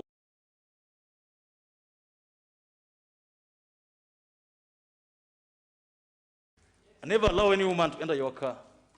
So Speaker, I've never allowed any lady to enter my car in my constituency. Apart from, my wife is not any other woman. Because he could advise you on how to navigate your way through service and through serving. Even in this house. My joining of the circle was because of Jakoyo. He told you that, you know, you're going to spend money around here, but when the day comes for the elections, you won't have much. So make sure that you go to the circle. Mr. Speaker, Jakoyo cared. So 3 weeks ago, Mr. Speaker, less than 3 weeks ago, on 30th of last month, Mr. Speaker, when the president came to Siaya County, Speaker, I shed a tear. When a member of parliament who had served for 3 terms, not just ordinary member, but up to a whip, the Speaker, was being blocked from entering where the president was. He was being told you can't enter because you're a former member of parliament. 3 weeks ago, Mr. Speaker, on 30th, on Sunday, in his constituency, not anywhere else, to launch projects that I'm so sure he was part of lobbying for. But the police and some guards, Mr. Speaker, it was so disheartening. And Mr. Speaker, as we discussed, for example, how to ensure that the former Prime Minister, the former Speaker, the former Minister have worked, Mr. Speaker, if a member serves here for 3 terms consecutive, Mr. Speaker, there must be a way to deal with it. We must ensure that, Mr. Speaker, as a House, we pass some laws that ensure that, because you cannot then leave Parliament after 3 years, and they can just play with you willy-nilly. I was so disheartened, Mr. Speaker. A person of Jakoyo's stature, Mr. Speaker, a person who personified debate. Mr. Speaker, when he rose to speak, and I was in this house last time, everybody here would keep quiet because they knew that he would speak sense. Mr. Speaker, he knew how to navigate his way across the aisle. And he taught some of us how to navigate living in Parliament. Speaker, like the Honorable Deputy Speaker said, Mr. Speaker, Jakoyo will tell you that the reason you're going to sports is not that you're going to be a good player or you're going to be a good footballer. You didn't come here to do football, but you must ensure that you go to sports, so that you socialize. You know people. You can understand how members react to different situations, Mr. Speaker. Mr. Speaker, Jakoyo was such a loyal human being to his friends. To the fact and to the effect that, Mr. Speaker, and I spoke about it, in the last elections when he lost, I'm certain, and I'm saying to Honorable Elisha here, that were it not that Jakoyo did not support Honorable Gumbo for governorship of Siaya, Jakoyo would be in this parliament as MP. But he said that if ODM is not giving Gumbo his ticket, he will not take the ODM ticket. He was so loyal to his friends. Mr. Speaker, as we mourn Jakoyo, I would like this parliament to just have one thing in mind, that even as rest his peace in eternal, his soul in eternal peace, Mr. Speaker. Thank you. Could we try to be a bit brief, so that, because I know there are so many of us who have a moment or so with the Honorable Jakoyo, and so that we can, because you know, you also know the business that is before us, but I think it's only fair and befitting that we allow as many of us to say something. Honorable Kimunya. Thank you, Honorable Speaker. Honorable Speaker, on behalf of my family and the people of Kibeperi, I would like to convey my condolences to the family of the late Jakoyo Midiwo and the people of GEM who he represented for the 10 years that I served with him together. The 10 we served together, and then he continued to serve when I was out. I joined this parliament with him in 2002, December, and we got to know one another. Then in 2007, after following the elections, we now got into the Grand Coalition together and worked together. And I got to work with him far much more. And as we got to even the tail end of that term, with him as a whip and with me as the deputy leader of government business, then we got conjoined into working together, especially as we brought in the legislation to actualize the new constitution. And he became a very useful ally to me because of our friendship. There was a team we had of Millie Odhiambo, Mugatana. There was a team that used to sit around the corner, like 5 of them, who really used to poke holes into every bill that we brought. But using Jakoyo, I was able to get their thinking behind what issues, so to eliminate mischief and at least identify that the changes being brought to the law are for the better part of the law. And this was a time when, we had, I was on the PNU side. He was on the ODM side. But it was actually easier for me to work with him than our own whip. Because he was always in the house anyway. And on our side, we were very weak in terms of representation. So it's somebody I got to trust and to work with and to get things moving in his house. And we became friends. And then after that, we've also appeared together on shows and of the radio, on TV. And I know his thinking, his commitment and all that was more of parliament. The kind of thing we're talking about, where we need people to be educated, to dedicate their time to parliament, rather than just thinking of, coming in, sign up, and dash out. But he actually dedicated his time here, and people got to know him. So we will miss a good leader. It's unfortunate he passed on at 54. Is quite a tender age. But we leave that to God, and we can only say we'll miss him. It's at the prime of his life. We will miss what he would have done for the people of GEM, what he would have done for the people of Kenya with his experience.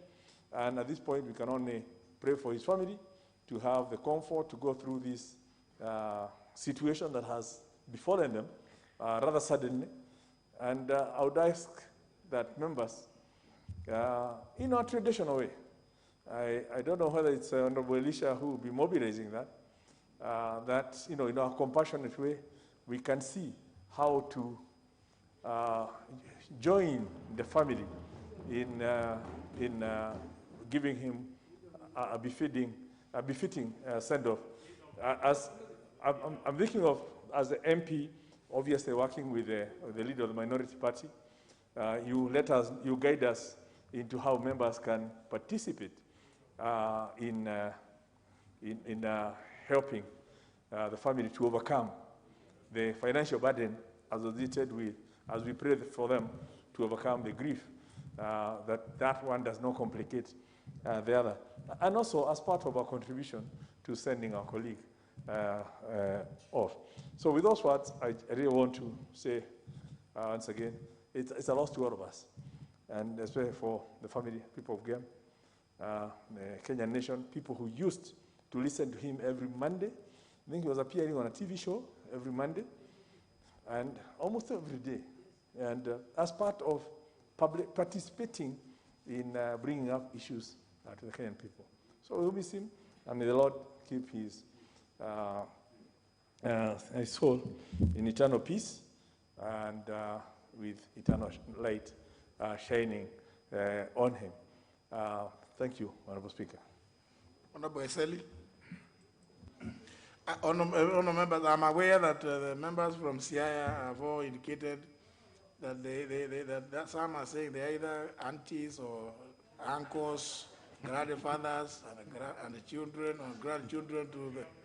But please allow the voices of Kenya, because the Honorable Jacob Midiwo. And for those of you who may not know, I personally would wish to appreciate the role that the Honorable Midiwo played in revision of our standing orders. The current standing orders have a lot of imprint from the Honorable Jacob Midiwo. And therefore, I think that's just, of course, I do appreciate those concerns, but let us also allow other members from other parts of the country to eulogize our late brother. Honorable Eseli. Thank you, Mr. Speaker. On my own behalf and on behalf of the people of Tongaren constituency, I wish to extend my deep-felt condolences to the family of the late Washington Jacoyo Midiwo. I first met Jacoyo Midiwo when I came to Parliament in 2007. That time, Jacoyo Midiwo was the chief whip for ODM. And Mr. Speaker, I must say from the outset that actually Jacoyo struck terror to the PNU side because of his organizational skills. And that time I was able to observe it sort of detached, because on the PNU side, I was the only Ford Kenya MP. So I was able to masquerade on both sides. And I observed that Jacoyo's organizational skills made the ODM team so formidable that to counter them effectively, the PNU side had to go an extra mile. And he was so persistent and so insistent about what he believed in. And this made it very difficult for the other side to be able to counter what he was doing. Mr. Speaker, that said, he was also a very friendly person. In that, in the evening, in the members' lounge, you could always have a drink with him and have a chat with him, and he had a lot of advice for those of us who had just come into Parliament as to how to make your mark in Parliament, how to actually read research about bills and things like those. And in fact, at one point, he held my hand as I brought the bill that eventually came up to be the Human Resource Management Act that's being used now. He actually put me through the paces before that act was enacted. He was a good debater. And in fact, this being a good debater extended even after he didn't make it back to Parliament. That we met on the TV show that you are saying AM Live on NTV, and he was always very jovial. But one thing he never did, he never said yes when he meant no. He said it as it is. Whether you felt offended or not, but eventually you'll find that what he has told you is what he saw. So he did not mince words.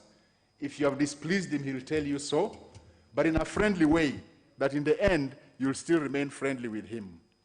He was also jovial in a way. There's one joke he kept on telling us about the time he was accused of having frequented Koinange Street.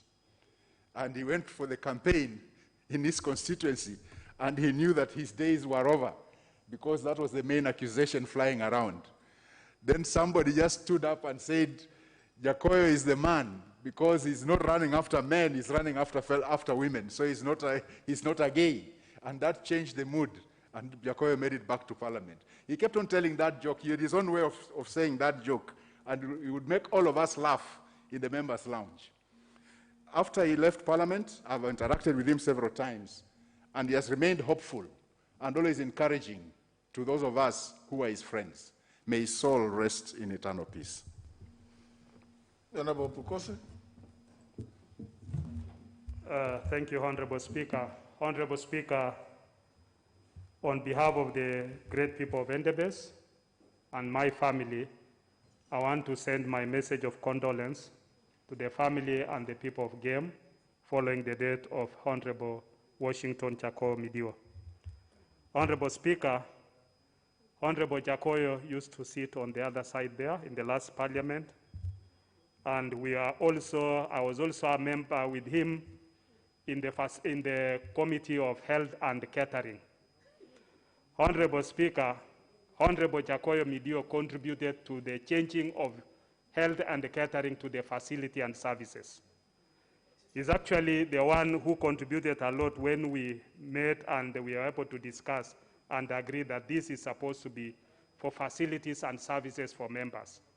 Even went further, this committee is supposed to have even oversighted the Parliamentary Service Commission, actually, because there is no committee that oversights Parliamentary Service Commission. It is supposed to be the Facility and Services Committee that should oversight Parliamentary Service Commission. Even their budget, they should be able to present that. That is actually the Jakoyo that I know. Honorable Speaker, when the President visited Siaya, and Honorable Jakoyo, I read in the papers that he was denied entry into the Bondo Water Services, which the President was opening. I think that was a very sad moment.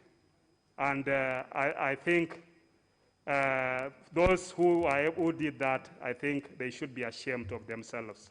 Because honorable members, whether you've been, so long as you've been here in Parliament, you've served your time, but you must be respected.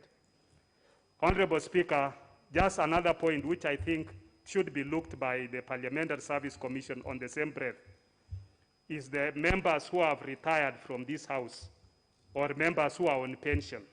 Their health cover should also be looked into, because you find that there are members who have not used even their health cover for all the period which they have been here in Parliament. But once they are on pension, you find that somebody becomes sick, they are out, and is not able to access any medical cover. I think it's a high time that we need to look at the pension for the members, and so that pension includes health care cover for them, so that when they retire from the House or they are on pension, they are able to access good medical care outside there, not just even members alone, but even retired Kenyans. Thank you, Honorable Speaker. I want to say, may his soul rest in eternal peace. Well, member for Alego Usonga. Thank you, Honorable Speaker. I take this opportunity on behalf of my family and the people of Alego Usonga to pass our sincere condolences to the family of the Honorable Washington Jakoyo Midiwo. Honorable Speaker, I met Jakoyo when I was still in the banking industry where I used to work. When I developed interest to join politics, I looked for him and I held a meeting with him. And I wanted him to guide me in how to maneuver the field of politics. And he asked me a few questions. And I answered those questions. Told me, I think you can be a good politician. So during the period of running to 2022, running to 2017, when we were out looking for votes, I was aligned to him in the political matrix of the Siaya County. But unfortunately, in our camp, I was the only one who was lucky to win the ODM ticket. Our gubernatorial candidate and the whole team lost. So he moved to be an independent candidate, and I campaigned as an ODM candidate. And we only met after I was sworn in, after the elections, and I was sworn in. And we met at the airport. And he was happy to see me, and we had a very good conversation. But he told me that since I was elected, he had observed a few things which I did which were not going to help me. And he told me that, one, you work a lot with youth, with bodybuilders. So I want to ask you to drop that.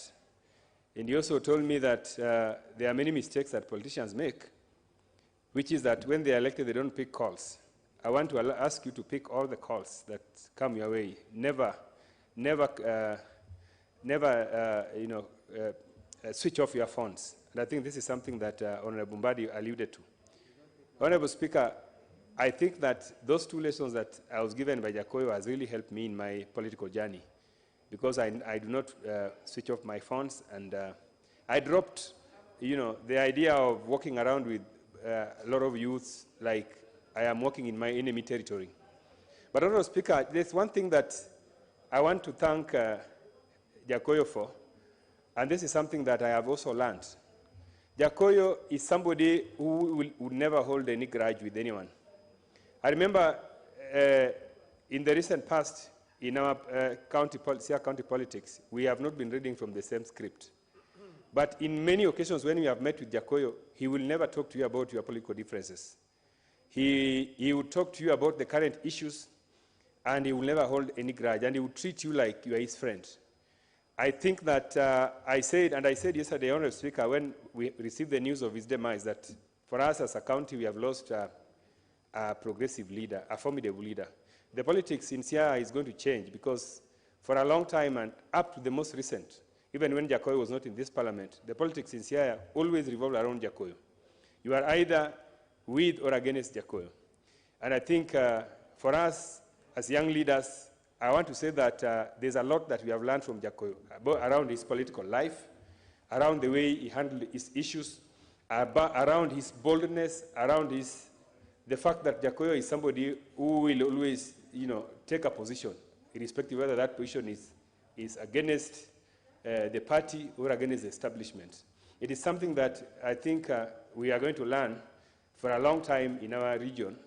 We really do not have such politicians like Jakoyo. And therefore, even as we mourn, I want to call upon our people to learn something about Jakoyo. And as the MP who represents his uncles, because his mother comes from my constituency, the family has had a lot. Recently, we lost his uncle. We have lost his sister, who is also married in my constituency. And now we have lost the late Honorable Jakoyo Midiwo.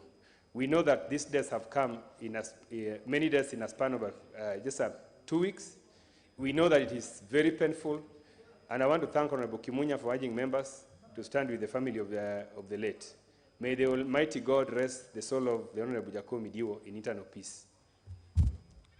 As I give another member, I just want to remind the House that, and Kenyans in general, those who enjoy consumer protection laws, that the Honorable Jakoyo Midiwo was the architect of that law.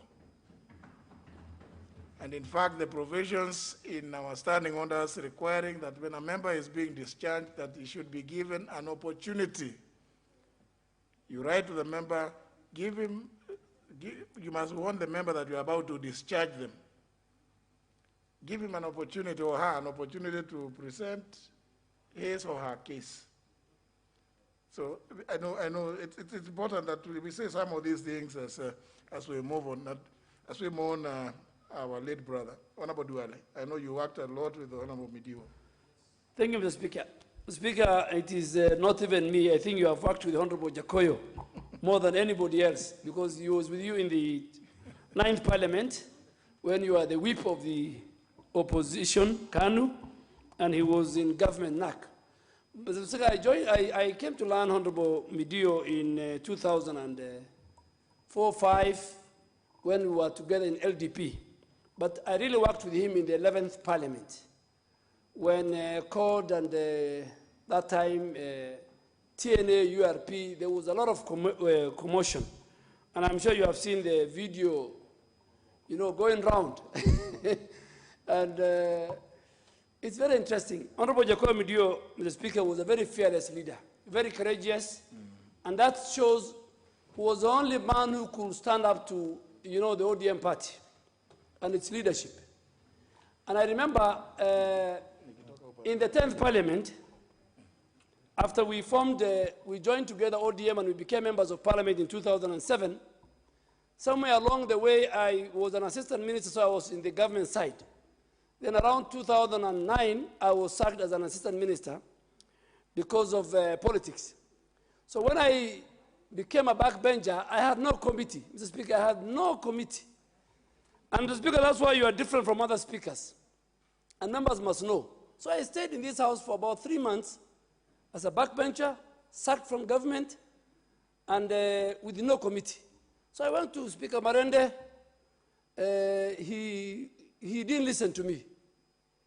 And in fact, that led to one of the reasons why I didn't vote for him in the 11th Parliament. He was not very kind. I told him, I'm a member of Parliament for duties. So I met Honorable Jakoyo, a good man. He was a whip and working together with Johnson Mudama, who was from the PNU. So I sat with him in the bar, and I told him, my friend, you know what, Jakoyo, even if I have been sacked and I'm not in good books with ODM, I'm entitled to to have a committee.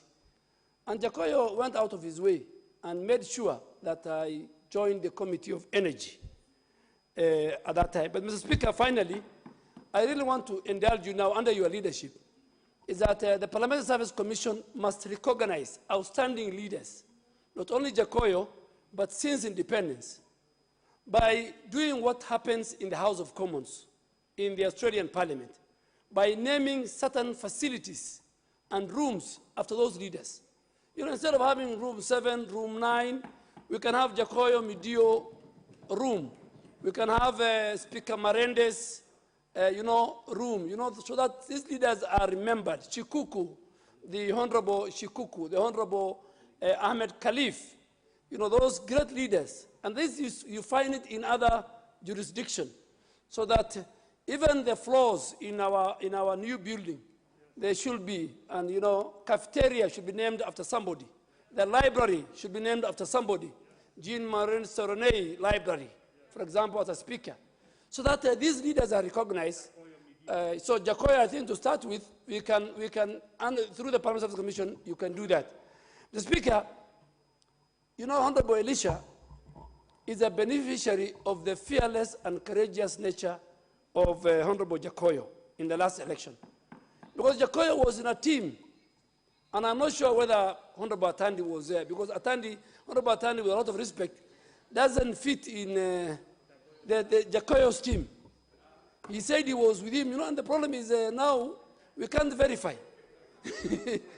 But Ochieng, these are the people who are with Jakoyo. And at one time during the election, just to conclude, I sat with Jakoyo because we were very good friends, particularly the 11th Parliament. Jakoyo will say no, and we agree with him by the time we're entering the chamber. And I'll agree with him, I'll tell him, you are the opposition leader, you are the minority leader with Honorable Nyanze, take your position, I'll take my position, we'll see the numbers. At times we agree, this is of national interest, let us do a bipartisan. So by the time I'm coming to the chamber, I knew the position of Jakoyo, and he knows my position. So to the last general election, I sat with him and I told him, my friend, I have been with you in ODM since 2007. In fact, in LDP, you can't fight Baba. And I can see you are pushing and you really want Honorable Gumbo, another man I have a lot of respect for, one of the very few independent-minded leaders from the lake. You know, people like Honorable Shakil Shabir and people like Jackson Jakoyo. I told him, please don't put a lot of push and investment in this candidature of Honorable Gumbo. It might cost you your seat. And that's what happened, and that is what brought Honorable Elisha to this house. Apart from the many votes you got. So, Mr. Speaker, I think we will ask Honorable Elisha and Honorable John Bundy, maybe tomorrow, that they start collecting. I think, Honorable, we need to stand with the family of our colleague. He was one of the few leaders under the new constitution in our own parliamentary jurisdiction. Under the new constitution, he is a deputy minority leader, the first of its kind in this house. So I think we will sit as leaders, as friends, and make sure that the family he left behind and colleagues also will not be left. Mr. Speaker, we say it in our religion, in chapter 3, verse 185 of the Holy Quran, every soul will test death. So death is imminent, death will come. The only question is when, and I hope that when he meets his creator, all that he will be judged is what he has done for the Almighty God when he was in this worldly affair. Thank you, Mr. Speaker. Now, honor members, I am now between a rock and a hard place. Those of you who understand the parliamentary procedures, today is the third and final allotted day. And this session goes on up to 6:30. Unless we do a supplementary order paper to push the third and the fourth allotted day to the period between 7 and 9:30, which I don't know whether it is, unless there's another motion, may not be possible, because even that was slotted to be the first allotted day for supply. So, honor members, I know, and I can see there's a lot of interest to eulogize our brother. Now, this is a problem. I know the Honorable Wamalwa worked with the Honorable Jacob Midiwo very, very closely in the last parliament. If you could take just Thank you, Mr. Speaker. I stand here with a very heavy heart. And on behalf of my family, the people of Kiminini constituency and Trans Nzoia County at large, we send our message of condolence to the family of the late Washington Jakoyo Midiwo. Mr. Speaker, the Bible, in the book of Ecclesiastes, the Bible says there's time for everything. There's time to be born and there's time to die, Mr. Speaker. Jakoyo Midiwo has gone very early. Mr. Speaker, I worked with this Jakoyo Midiwo. I used to sit here, we used to sit next to each other. He was our team leader, Mr. Speaker. He was a fearless, astute legislator, Mr. Speaker, very charismatic, and he was a team player. Mr. Speaker, just like what William Shakespeare said, Mr. Speaker, that all of us were on this earth just like performers in a play. It is like a stage where we are acting but will eventually exit. But as you exit, what legacy do you leave behind? Jakoyo Midiwo leaves behind a strong legacy of team working, Mr. Speaker. He leaves behind a strong legacy of charisma, Mr. Speaker. He used to lead us here. He was the deputy minority leader, Mr. Speaker. But every time, people confused that he was the minority leader, because Nyenze was the minority leader and he was the deputy. And when I joined Parliament, Mr. Speaker, he told me that if you want to be a good legislator, Mr. Speaker, you must learn by attending parliamentary sittings. That's what he told me, Mr. Speaker. And that is the same message I've been giving my other colleagues who are joining for the first time, like Honorable Amilemba and the MP for Mheshimiwa Kavinga, that if you want to learn to be a good legislator, you must learn by attending Parliament. And he told me, Mr. Speaker, you should not miss 2 books. This is a standing order and the Constitution. That was Jacoyo Midiwo, Mr. Speaker. I served with him in the House Business, in the Committee of Appointments, and I was also with him in the Committee of Defense and Foreign Relations. He used to lead us very well, Mr. Speaker. At that time, Mr. Speaker, the temperatures were very high. And before any matter came on the floor of the House, Mr. Speaker, there was that consultation between Honorable Midiwo and Duale. I also want to thank Duale, Mr. Speaker. He has been a good leader. He's one person who has very good interpersonal skills. Give to Caesar what belongs to Caesar. He was kicked out. I was also kicked out, Mr. Speaker, from leadership. And Midiwo called me. And he told me, my brother, you're still young. You still have a better future. Let life continue. I was kicked out, and now you can see I'm strong, Mr. Speaker. I was encouraged by Midiwo. And he also told me what had been done in the backyard. And about last week, we were discussing with my friend here, Honorable Elisha. And I want to thank Elisha because, Mr. Speaker, he's not among the people who blocked Midiwo from accessing the president. We were discussing last week.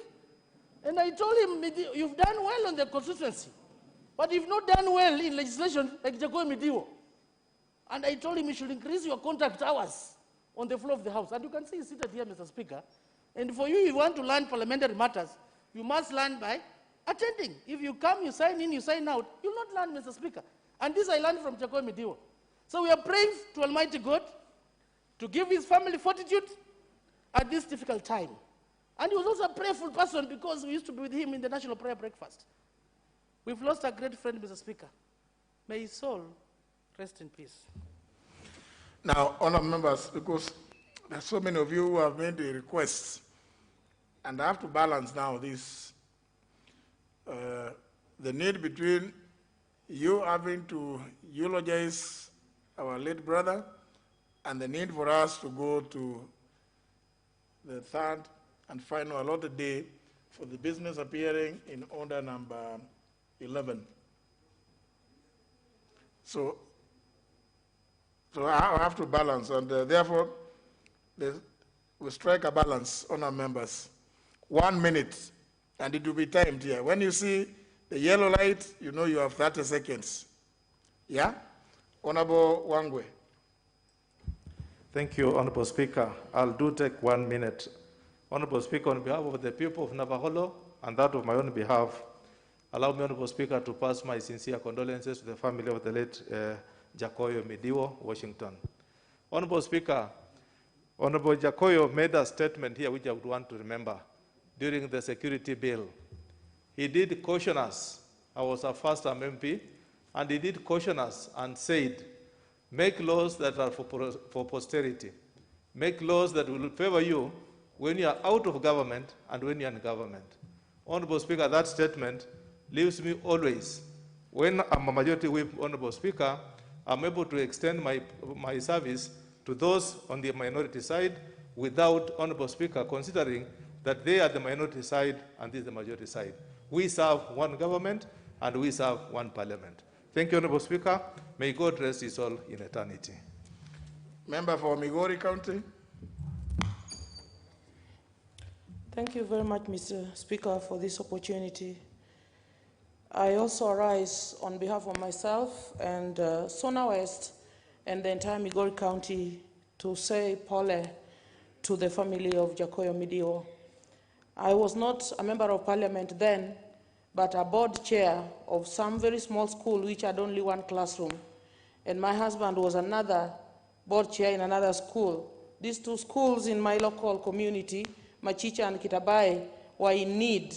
And so Honorable Ndiege introduced me to Jacoyo Midiwo, and I was amazed at his humility, generosity. He came and supported me, and we raised the first 3.6 million in Arambe that was ever held in that region. May God rest his soul in peace. Thank you, Mr. Speaker. Member for Igembe Central. Thank you, Mr. Speaker. Mr. Speaker, on my own behalf, my family, and that of the people of great people of Igembe Central, I pass my condolences to the family of Jacoyo Midiwo, who happened to be my colleague in the last parliament. He was an astute debater. He was he had a lot of interpersonal capacities, and he was one of the few members of parliament who would really challenge Duale in this parliament. And he was very sincere in his debate. And also, when he meant to oppose something, he opposed it with a lot of reason and with a lot of caution. And if he had to appreciate anything, he did it so in the same measure. May his soul rest in eternal peace. Thank you. Member for Yatta. Member for Yatta. Honorable Kilonzo. It's not there. He left his.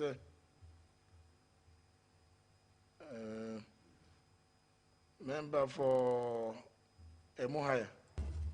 Thank you, Honorable Speaker. I take this opportunity to also pass my condolences as myself, Mboko Milemba, and the people of Emuhaya. We are his neighbors, and I call him uncle because my mother came from where his home is. We had a chance of visiting him, and I agree with Honorable Amalwa. He told me to sit in Parliament. He told me not to be walking out and bouncing.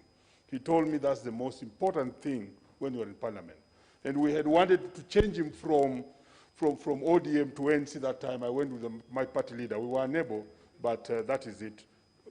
May the Lord rest his soul in peace. Member for Muranga County. Thank you, Mr. Speaker. I join my colleagues in eulogizing my friend, Honorable Jacob Midio. He was a friend and also a person whom I met in this house was very clean-hearted, a good debater. And today, Honorable Duale has confirmed my worries then, that because I used to see that they used to collude, both of them, though they were on different sides. He was a very great leader, and Honorable Speaker, it's sad that when the issue of somebody who was conning me came up, Honorable Jacob is the one who helped me to arrest the guy, and today I was in court this afternoon. 3 years down the line, the hearing was today, and unfortunately, he will not give evidence because the hearing started today. But I'll say I've lost a friend, a great leader, and may he rest in peace. Member for Siaya County. Thank you, Mr. Speaker. I take this opportunity to convey my condolences to the family of Jacoyo Midio. Jacoyo Midio is somebody I've known since childhood. We grew up together, even though I'm much older. And Jacoyo Midio has performed marvelously as a politician. The Game people, the people of Siaya, have a lot of respect for Jacoyo Midio, for the debate he held in here, and the way he was very eloquent, very forceful, and very determined. He has remained a history in the people of Game. They rate Jacoyo as one of the best politicians that Game people have produced, alongside my late brother-in-law, Oki Ooko Ombaka, Mama Grace Ogot, and Arguings Kodek. That is where they have rated Jacoyo Midio. I take this opportunity to tell you that. Member for North Hall. Thank you, Mr. Speaker. Mr. Speaker, I want to really eulogize the passing of a great friend and a colleague, Honorable Jacoyo Midio. We met many years ago in the States. Later, we met in this house. Mr. Speaker, he was a great man, a great leader, a very fine gentleman. And Mr. Speaker, when we were in ODM, he was always a voice of reason and was able to go beyond regions, beyond entities to see us as Kenyans, and was a great leader. I pray God to rest his soul in eternal peace and also to give his family fortitude to overcome these challenging times. May his soul rest in peace. Honorable Professor Adur.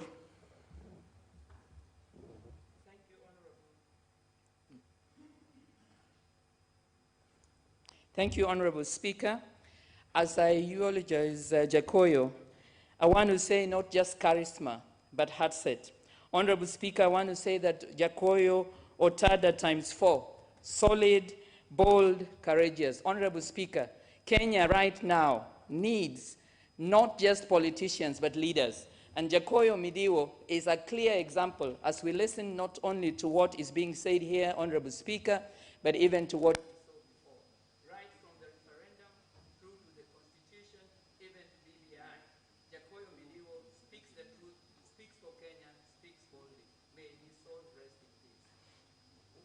Honorable Gikaria. Nashukuru sana Mheshimiwa Spika. Niongee tu kwa niaba yangu, familia na watu ya Nakuru Town East Constituency kuleta rambirambi kwa familia na jamaa za ndugu yangu Jakoyo Midio ambaye tulijuana katika bunge ya 11. Na niseme Jakoyo kwa yale mambo ambaye alifanya wakati ule, alitufunza mengi sana wakati alipokuwa akifanya debate. Na sana sana speaker, Jakoyo alikuwa ni mtu ambaye alikuwa informed sana.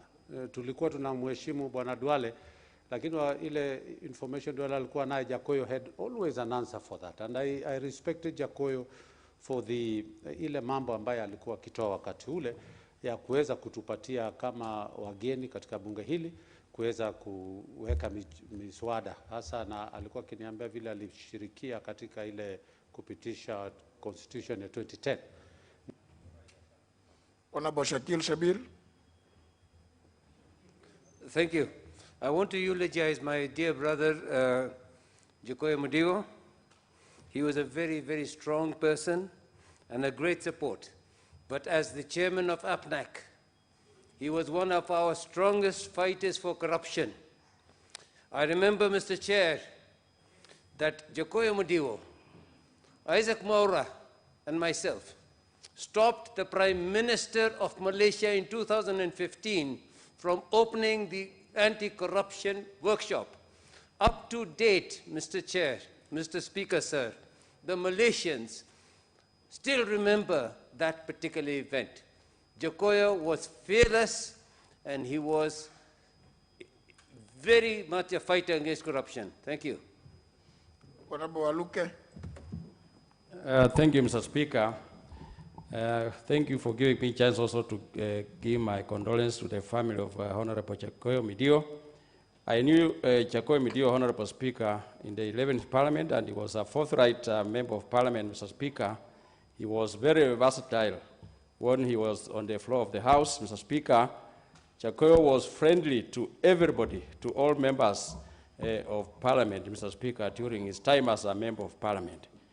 He was a team player, Mr. Speaker, and he will share his thoughts with others, like us during that time when we were still young in this House, Mr. Speaker. So, Mr. Speaker, this House has lost, or this nation has lost a great politician, a leader whom we will remember forever. Thank you, Honorable Speaker. Honorable Tongi Nyagaka. Thank you, Honorable Speaker. I want to take this opportunity on my own behalf and on behalf of the people of Nyaribari Chache, where I represent Honorable Speaker, to share my condolences with the rest of Kenyans of losing such a great leader. Honorable Jakoyo Midio, a couple of months ago, he trained us in Mombasa, Malindi, where he told me that he had just cleared his master's in diplomacy. And he gave us a very good training in matters of diplomacy, Honorable Speaker. Little did I know that he was going to pass on in such a short period of time. We will remember him as one of the peacemakers, a man who stood for the good of the country, just like you, Mr. Speaker. He meant well for the country, and he never cared where you come from. May his soul rest in peace. Thank you very much, honorable members. Finished the interventions. And we say, may his soul rest in eternal peace. Honorable members, I'm only looking at what is on the, now you can't, now you are putting now, surely. No, but now you are beginning to press the intervention button at this hour. Surely, honorable members. No, they were not showing. There was nothing. No, honorable members, I'm sure many of you who might not have gotten the opportunity, please. I'm sure we can also find time to go and condole with the family. You are very many. Honorable members, I'm telling you, we have less than 1 hour, 15 minutes to do the last final allotted day. You know, some of you may not have, even now, and that's why we really, I think I really also needed to eulogize my brother, my friend, the late Midio. Some of you have not been able to even internalize business. That's why that's why sometimes you really wish that the late Honorable Midiwo would be in the chamber to also explain some of you that who have momentary lapses of memory, because it's not, I think you just forget. I told you, well, the reason why I said 1 minute is so as to balance. And since you are not placed your interventions at that time, please let's just be content with that, so that we can go to the next order. I know many of you may really have wanted, not even 1 minute has not been sufficient. I'm sure many of you may have much more to say about the Honorable Midiwo, but there's just so much that we can do. Let's be content with what has been said, and because we are still around, let's find time. The Honorable Elisha has just informed me that he was going to go to his home to find out what arrangements, and perhaps tomorrow he can give us some information so that maybe many of us can also go there and condole with the family. Let's just be content with what has been said. Move to the next order. Order number 8, the Trustees Perpetual Succession Amendment Bill, National Assembly Bill number 23 of 2021, first reading. A bill for an act of parliament to amend the Trustee Perpetual Succession Act and for connected purposes. Order number 9, the Perpetuities and Accumulations Amendment Bill, National Assembly Bill number 24 of 2021, first reading. A bill for an act of parliament to amend the Perpetuities and Accumulations Act and for connected purposes. Order number 10, the Certified Managers Bill, National Assembly Bill number 26 of 2021, first reading.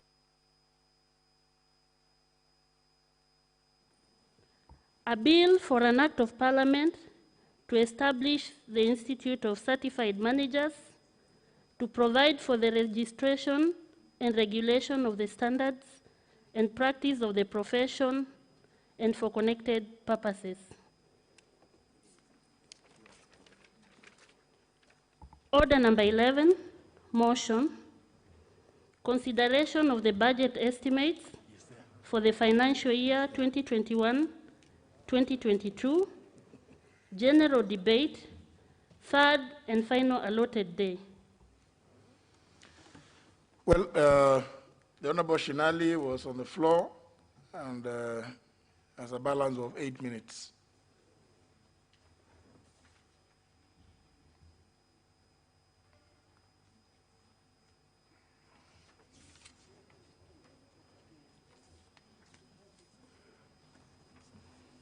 Thank you, Mr. Speaker. As I support the motion on budget estimates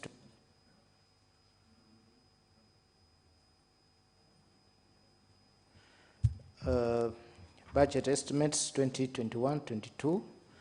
Mr. Speaker, my first take will be looking at areas which the budget might have left out or completely or given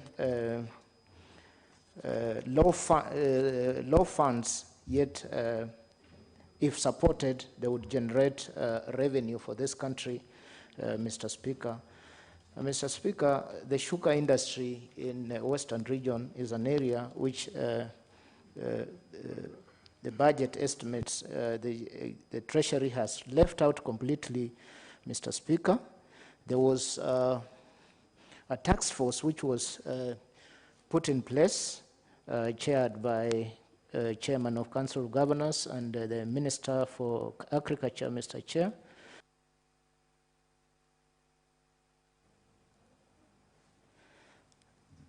Which, Mr. Speaker, proposed that the sugar industries would be privatized. Surprisingly, Mr. Speaker, the Privatization Commission has only the chair. It does not have any other members. So nothing on that front has been done, Mr. Speaker. Yet farmers are suffering and they can't see their factories helping them. They are just dead elephants, white elephants, Mr. Speaker, lying there. Another area is mining, Mr. Speaker. Along the western region to Nyanza, Mr. Speaker, we have artisan mining. There's rich minerals there, including coal and copper, Mr. Speaker.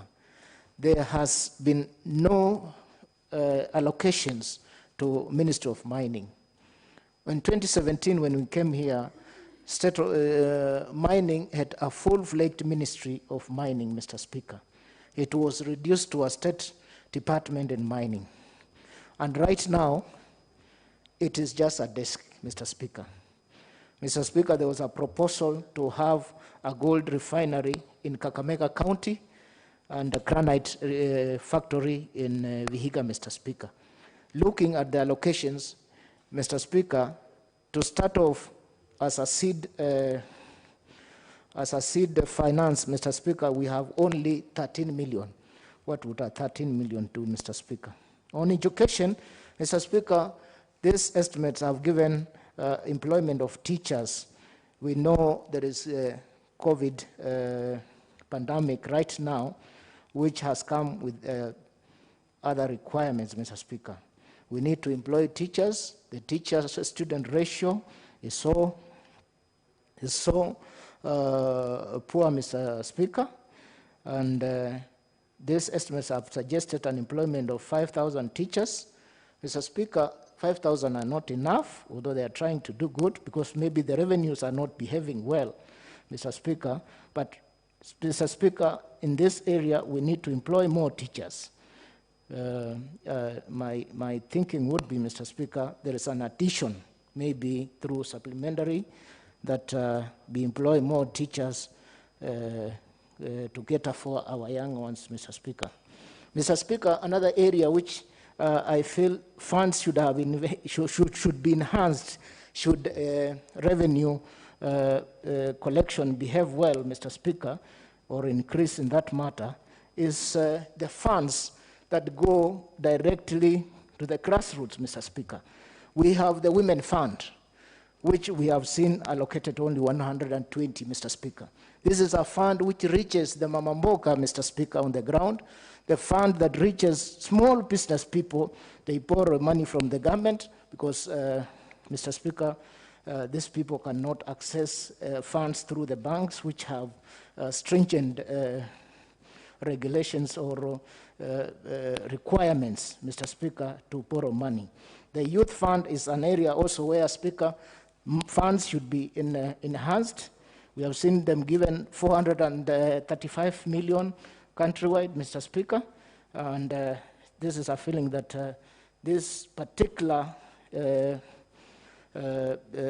areas which would spur economic growth should be funded more, Mr. Speaker.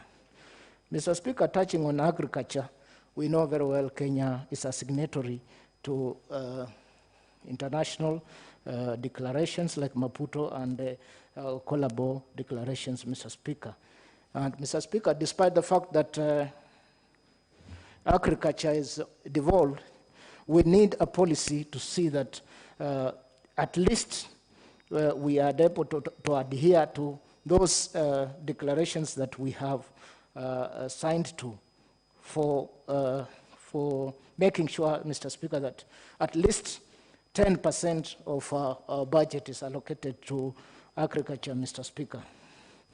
Mr. Speaker, there is an area where, Mr. Speaker, maybe there should be some guidance, because there are resolutions, Mr. Speaker, of this parliament that are made, Mr. Speaker, and nothing is done about it when it comes to budget.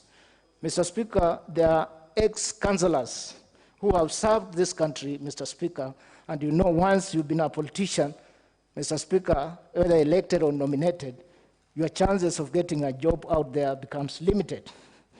The Senate, Mr. Speaker, resolved that these ex-councillors be paid a honorarium of 1.5 million one-off and 30,000 maybe monthly, Mr. Speaker, our ex-councillors are languishing in poverty, and Mr. Speaker, there's no one to hold their hand, Mr. Speaker. This is an area, Mr. Speaker, this House maybe should resolve to see to it that our colleagues, because now this is like a club. Once you become a politician, Mr. Speaker, they need to be helped, Mr. Speaker.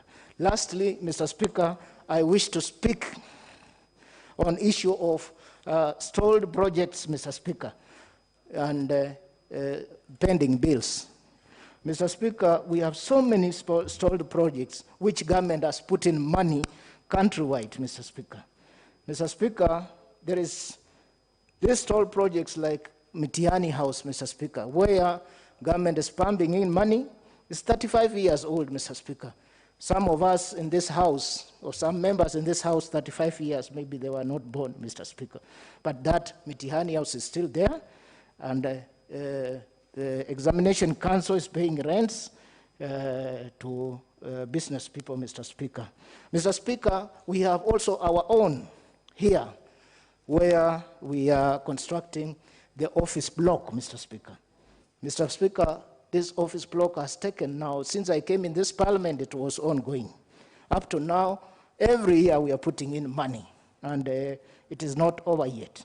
Every time we have given timelines of joining, of occupying the same house, but up to date, Mr. Speaker, there's nothing happening, and this parliament is spending 300 million, approximately 300 million every year on rent, Mr. Speaker. So for 10 years, Mr. Speaker, that is about 3 billion shillings that has been spent. That is a cost of another building, Mr. Speaker.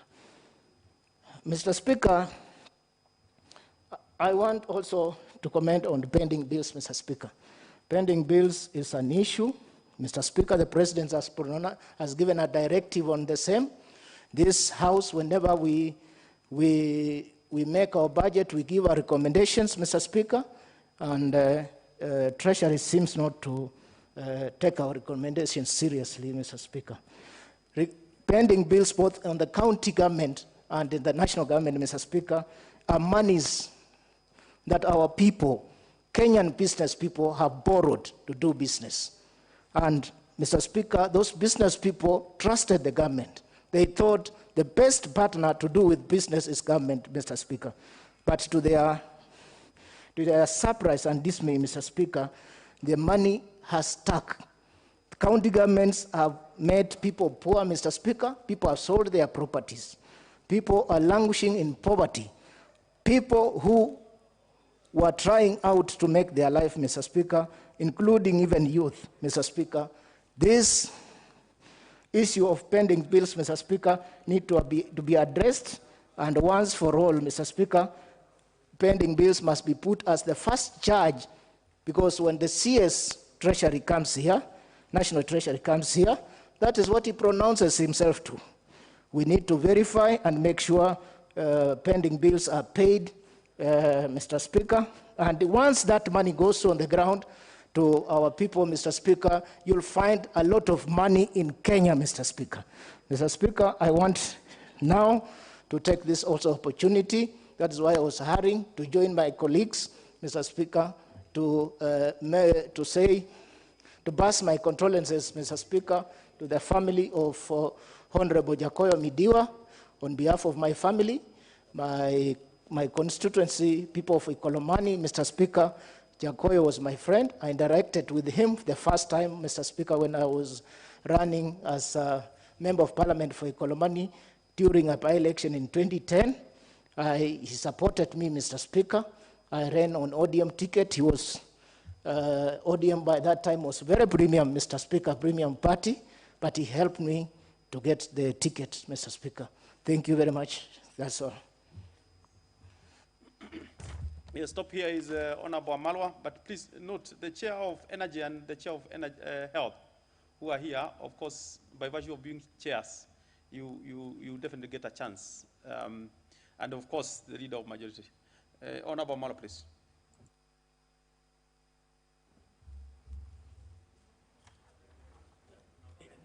Thank you, Mr. Speaker, for this opportunity. First and foremost, Mr. Speaker,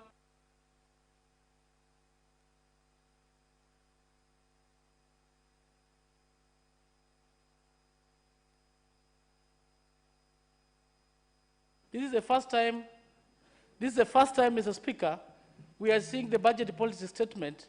There's consistency with the budget estimate. Mr. Speaker, many times, because last Parliament, Mr. Speaker, I served on the Budget Committee.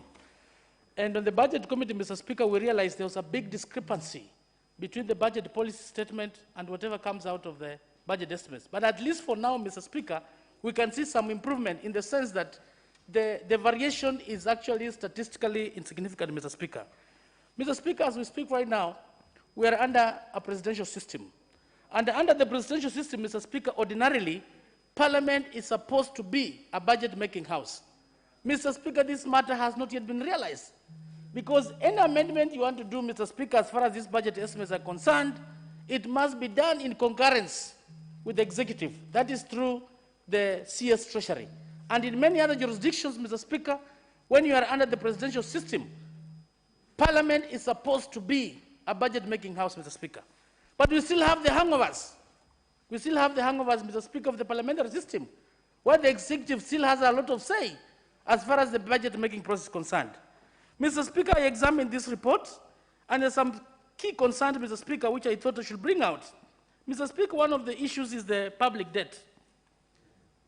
Mr. Speaker, the public debt has been an emotive issue in this country. Mr. Speaker, sometimes back in this parliament, we passed a motion, and this motion, Mr. Speaker, was on debt ceiling.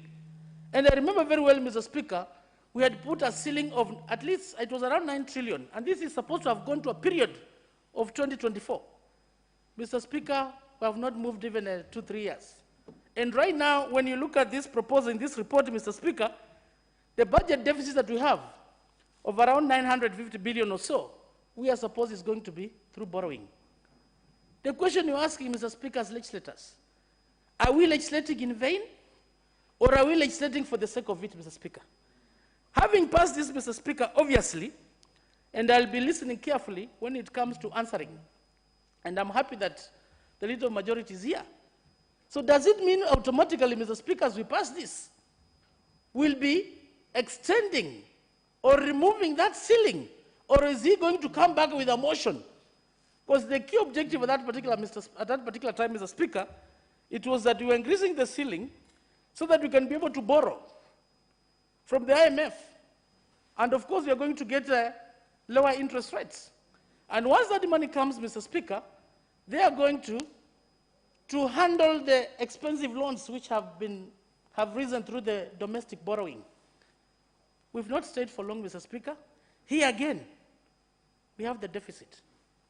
So are we going to increase now the debt ceiling from 9 trillion, is it to 12 trillion? Because we are told currently the status is we are doing almost 8.4.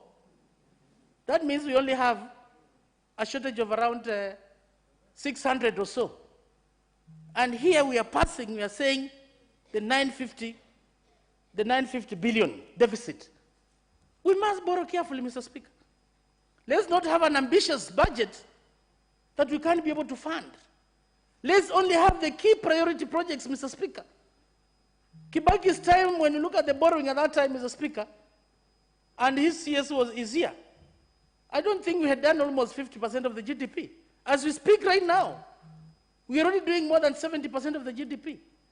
The rule of thumb is, Mr. Speaker, in growing democracies like Kenya, at least 50% of the GDP, that is the rule of thumb. We've seen many other countries, of course, the advanced countries, they are borrowing 100% plus. But we are not yet there. We are not yet there. Let's borrow wisely. And a lot of the money that is being borrowed, Mr. Speaker, in this country, we have a problem of corruption. There was a report which was here in Parliament that 30% of the GDP is gone through wastages, through corruption, Mr. Speaker.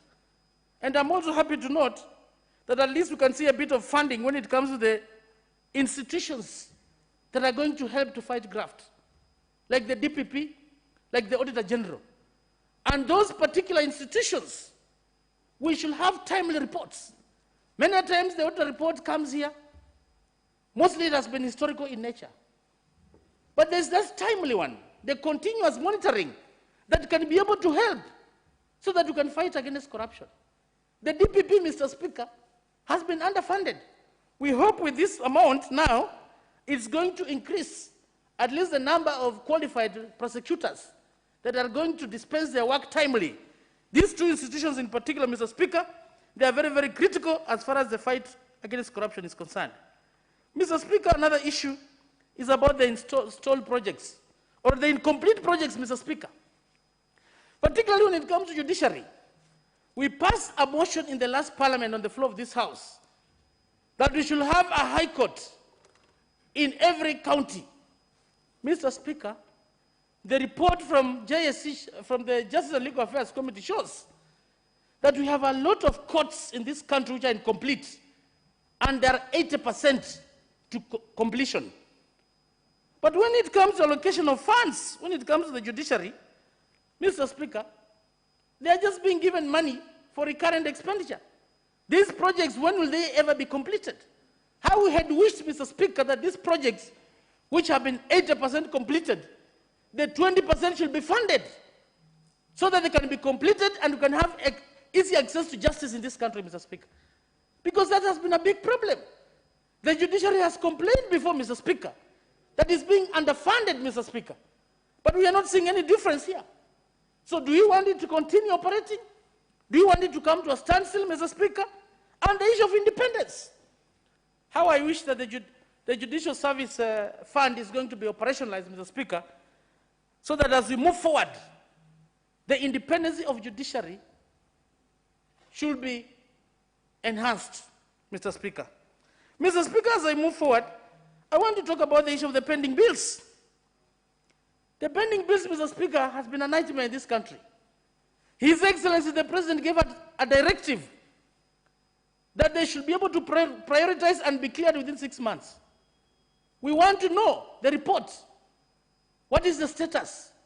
Pending bills are critical because, Mr. Speaker, if a pending bill has been audited and verified, it should be paid. The county government, as it's threatening, Mr. Speaker, to shut down, we're asking, because a lot of the pending bills, Mr. Speaker, at the county level. This is at the local entrepreneurs, Mr. Speaker, the local investors, Mr. Speaker. If the pending bills are paid, the money is going to go into the circulation. It's going to benefit the Mamamboga, Mr. Speaker. Part of that pending bills is part of the money that's supposed to be paid to KRA. Mr. Speaker, as we look at this report, to me, I don't think at this difficult time, Mr. Speaker, it is overambitious. The revenue projections, Mr. Speaker, I wonder where the money is going to come from. Many businesses, as we speak right now, because of the pandemic, the businesses have closed down, Mr. Speaker. I used to run a consultant's firm which used to do very well, Mr. Speaker. But we closed down because of the challenges right now. And as businesses close down, there's also lack of employment. As you lose employment, Mr. Speaker, because through employment, people can pay through payee under the income tax, Mr. Speaker. So the government needs to put a strategy in place of the economic recovery strategy. The economic recovery strategy that has been put in place post-pandemic, this corona, Mr. Speaker, it is not realistic. I remember the very first days when I was still a teacher, the lecturer at the university, when we used to hear about the Kibaki's ERS, the economic recovery strategies of creation of wealth, creation of employment, which led to the Vision 2030. It was very realistic. And people like Kimunya who were there during that time, they should bring the expertise. I mean, they should listen to them so that we'll be able to know that the economy is going to change. The projected GDP growth of 6.3%, I'm not sure whether it's realistic, Mr. Speaker. Because as we move on, things are moving. I know time is not on my side, but I just want to mention 1 minute as I move on, Mr. Speaker, the issue of corruption. Corruption is the big problem we have in this country. When projects are being costed, they must be costed within the range. That's where the problem is. And corruption starts from the budget-making process. As I conclude, Mr. Speaker, on the issue of agriculture, our economy is largely dependent on agriculture. We are a part of the Maputo Declaration, which talks about that 10% of the GDP should go to agriculture. But here, we are not given 2%. How I wish, as we move forward, as we domesticate these treaties, we must operationalize so that we'll be able to fund them accordingly. I want to thank you, Mr. Speaker, and also to thank the Budget Committee for the work that they tried to do within the shortest time frame. Chair Health, Honorable Sabina. Thank you very much, Mr. Speaker. And from the onset, I want to say I support this motion. Mr. Speaker, I also want to take this opportunity to thank members of my committee, the Health Committee, and also Budget Committee for the work we have done to go through this budget-making process. Mr. Speaker, there were several lessons that we learned, and as Honorable Amalo has talked about the Mobutu, the 10%, the Abuja Declaration of our health, 15% of the money to go to health. It is important also, Mr. Speaker, for this House to know that there is also a lot of money that is going to the counties. So when we say agriculture is devolved or health is devolved, how are we then able to tell how much is going to agriculture or to health within our counties, Mr. Speaker? Mr. Speaker, part of the issues that the committee made an observation was one about the UAT scheme that has been identified to cover the 1 million households of vulnerable indigent households. And we allocated 6 billion, which has also been allocated this time, Mr. Speaker. Unfortunately, I've just seen the supplementary budget that this money will go. And this has been caused by the delay. The governors have taken 1 year, Mr. Speaker, to give the names of indigents, just 1 million households in this Republic of Kenya. We allocated this money. Unfortunately, we have our people who cannot be able to benefit. And as a committee, I've also made an observation that there are so many other small projects that are being run by the NHIF, starting with Linda Mama. There is also the insurance for the high school students and for the elderly. And Mr. Speaker, if all this money will be brought together, and that's part of our recommendation as a committee, then we can even be able to cover 4 million households, and that means more than 20 million Kenyans, and we can make UHC a reality. And so we have tasked the Ministry of Health, the Ministry of Social Services to come together and collapse all these small insurances that are being given out there to one that can be able to cover and be beneficial to Kenyans, and also will not require to add more money. Mr. Speaker, the Ministry of Health has unpaid court awards amounting to 39 billion. And as members have indicated here, it is important because these were suppliers, that we know how we can be able to settle. And this House needs to come up with a permanent solution on pending bills. I know His Excellency, the President, has really talked about pending bills, given deadlines, but the ministries, even when they are presenting their budgets, Mr. Speaker, they don't seem to take pending bills as part of their urgent matters. They are quick to start new projects or even to ask more money, but the pending bills that they owe many Kenyans, and some of them have even gone bankrupt, it is important that we come up with a policy on how to settle. The Ministry of Health, through the county governments, have also done the vaccination because of COVID-19, and the target was around 1.2 million Kenyans. And Mr. Speaker, in this year's budget, there's also been allocation for the COVID vaccine. I know majority of Kenyans have not even managed to get the first vaccine. And so the allocation of the money to the COVID vaccine will really make sure that more Kenyans are covered and get the vaccine. Though the challenge, Mr. Speaker, has been that we have to rely from, other countries, from donors, even from other countries who are now producing this vaccine. And therefore, we took it upon ourselves as a committee to add some more money to KEMRI so that we can enhance our research, Mr. Speaker. And because all these vaccines, the trials are done in this country, we believe we have men, great men and women, who are our scientists who can actually come up with a vaccine in Kenya. And if South Africa have their own vaccine, why not Kenya? And so we have really put a lot of effort to try and get some little money to KEMRI, and where the ministry had not even considered them, Mr. Speaker. Mr. Speaker, on our referral facilities, currently we have the Kenyatta National Hospital, we have the new Kenyatta University Hospital, we have Mathari Hospital and spinal injury. We had made some recommendations in this House that the Mathari Hospital becomes a semi-autonomous body together with the spinal injury. And they have taken baby steps. Finally, the Mathari Hospital has actually now become a saga, but with no budget. And so in this year's budget, we are looking at how we can be able to improve the facility. But a lot of has to be done in this Mathari Hospital so that they can also be able to lend the services at the county level, because currently mental health is not given the serious attention that it requires in this country. And Mr. Speaker, our recommendation to add some amount of money to the Mathari Hospital We also recommended that we need to sort out the Ministry of Interior and the remandees who are normally taken to the Mathari Hospital due to their mental status. Mr. Speaker, if this House would take a visit, just one day, even independent members, just to go and see how those remandees stay in the Mathari Hospital is quite a pathetic situation.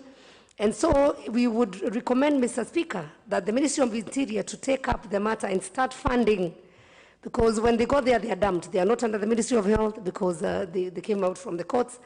And Mr. Speaker, their conditions, from the sleeping condition, we have an old nurse who is taking care of 200 and more these mental patients who have come from our courts. Mr. Speaker, it's unfair, it's inhuman, and we have recommended that we improve the status of Mathari Hospital so that we can be able to even make sure that the lives of those people who are there become better, not worse as they go there. Mr. Speaker, as I mentioned, the Mathari Teaching and Referral Hospital caters for a huge number of capital offenders, and so we hope that there will be an agreement between the Ministry of Health and also the Ministry of Interior on how to manage them. Mr. Speaker, the issue of the alternative space to be given to that mental health also came up as we did the budget, and we are hoping that the Ministry of Land also will issue Mathari Hospital with a title so that we can be able now, Mr. Speaker, to actually plan on expanding that hospital. The National Hospital Insurance Fund, which is NHIF, has also outstanding payments to Mathari and other facilities.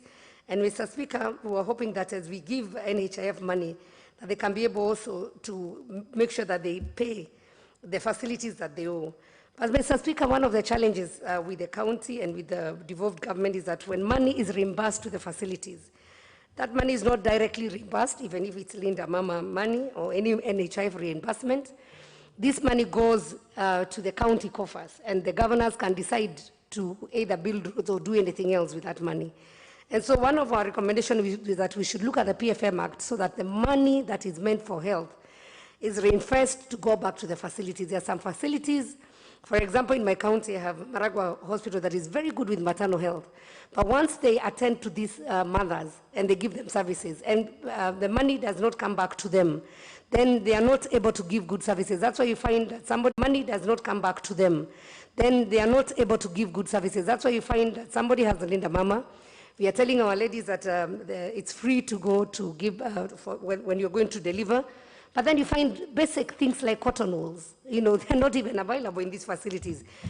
We have a solution for the doctors who go for training at the master's level, who come to the national facilities and leave the counties. Our counties are struggling, Mr. Speaker, because once the doctors come for training, they continue paying them, but they are not able to give services to that county. And so part of our policy recommendation is that we have money for training that is going to be given to the Kenyatta and Moi Teaching Referral and the Kenyatta University facility, and even Mathari facility, so that when the doctors come for training here, the national government can take care of them because they are serving their facilities, and then the governors can have a chance to employ new doctors who can replace them and give services. Currently, Mr. Speaker, if one county has 2 or 3 doctors doing their masters, then the services there are almost, not below what is expected, Mr. Speaker. And as we talk about UHC, then how would we achieve UHC if you don't even have enough doctors within our facilities? We have also noted, Mr. Speaker, a trend amongst members and also in almost all constituencies that, Mr. Speaker, every constituency wants to have a Kenya medical training facility. And we have recommended a policy, a ministry to give us a policy on where to establish an MTC. And Mr. Speaker, even with the budgets, we cannot sustain if the 290 constituencies each has a KMTC. Where will we even get the teachers to teach these students? Will we even have enough? So it is important that we know, we look at the distribution, how many counties have KMTC, so that we are able to know the numbers and also facilitate them accordingly. So, Mr. Speaker, as I conclude, I just want to say that this year's budget has really looked at many things, but would also urge Treasury that the requests and the amendments that are done by the committees to be taken seriously, because we take time to interact with the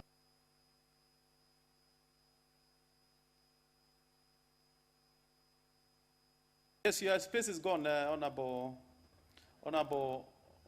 Shege. Please. No, look at it this way. You know, this is the final day, and time is quite tight for everyone. And we have chairs who, as a matter of the resolution of this House, must take priority. The chair of Energy hasn't spoken. The chair for ICT hasn't spoken, and majority hasn't spoken. And the other members who haven't spoken. So we shall start with the leader of majority party. Thank you, Honorable Speaker. I will try to take less time than I have. I rise to support this, the report on the committee, and basically thank everyone for the effort they put on this general debate on the estimates. Honorable Speaker, this House has bestowed with us a very sacred mandate, amongst other things, considering approving public expenditure every financial year. And this falls within is a pivotal responsibility when you look at the very root of the architecture of constitutional democracy, which was based on no taxation without representation. This House apportions the money to the executive and all that. And it's pursuant to this that under Article 221 of the Constitution, that the Treasury then submitted its budget estimates, which was followed closely by the judiciary submitting their estimates, and then Parliament also submitted their estimates in accordance with Articles 127 and 123. And these were then committed to the Budget and Appropriation Committee in accordance again with Article 221 to look and internalize and consolidate all this together and report back to the National Assembly. So at the very outset, I want to commend the committee. I know they've been working hard. They're still trying to reconcile some issues. But they've had like 14 sittings before they came here, and 2 with Treasury. We had 1 yesterday, and I know we had 1 this morning. And hence, I know there's a lot of work going on, even as we continue this debate. Now, this year's budget also comes in at a time when we obviously have this COVID challenge.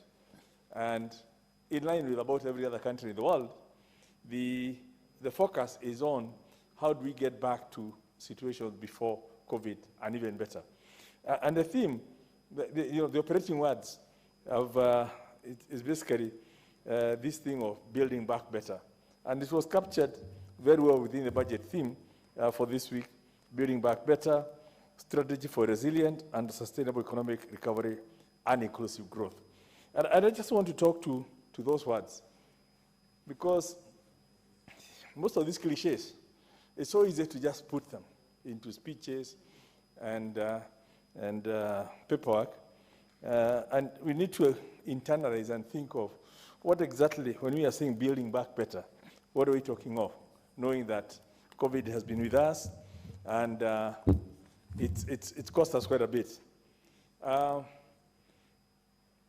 When we're talking of building back better, we're basically calling for a certain introspection. Building back better means we have understood, we have appreciated that we were not building well before. And certain people have looked at it, it's become a scholarly thing. And examples have been given, for example, within the health sector, especially within developing countries. We've been investing in health.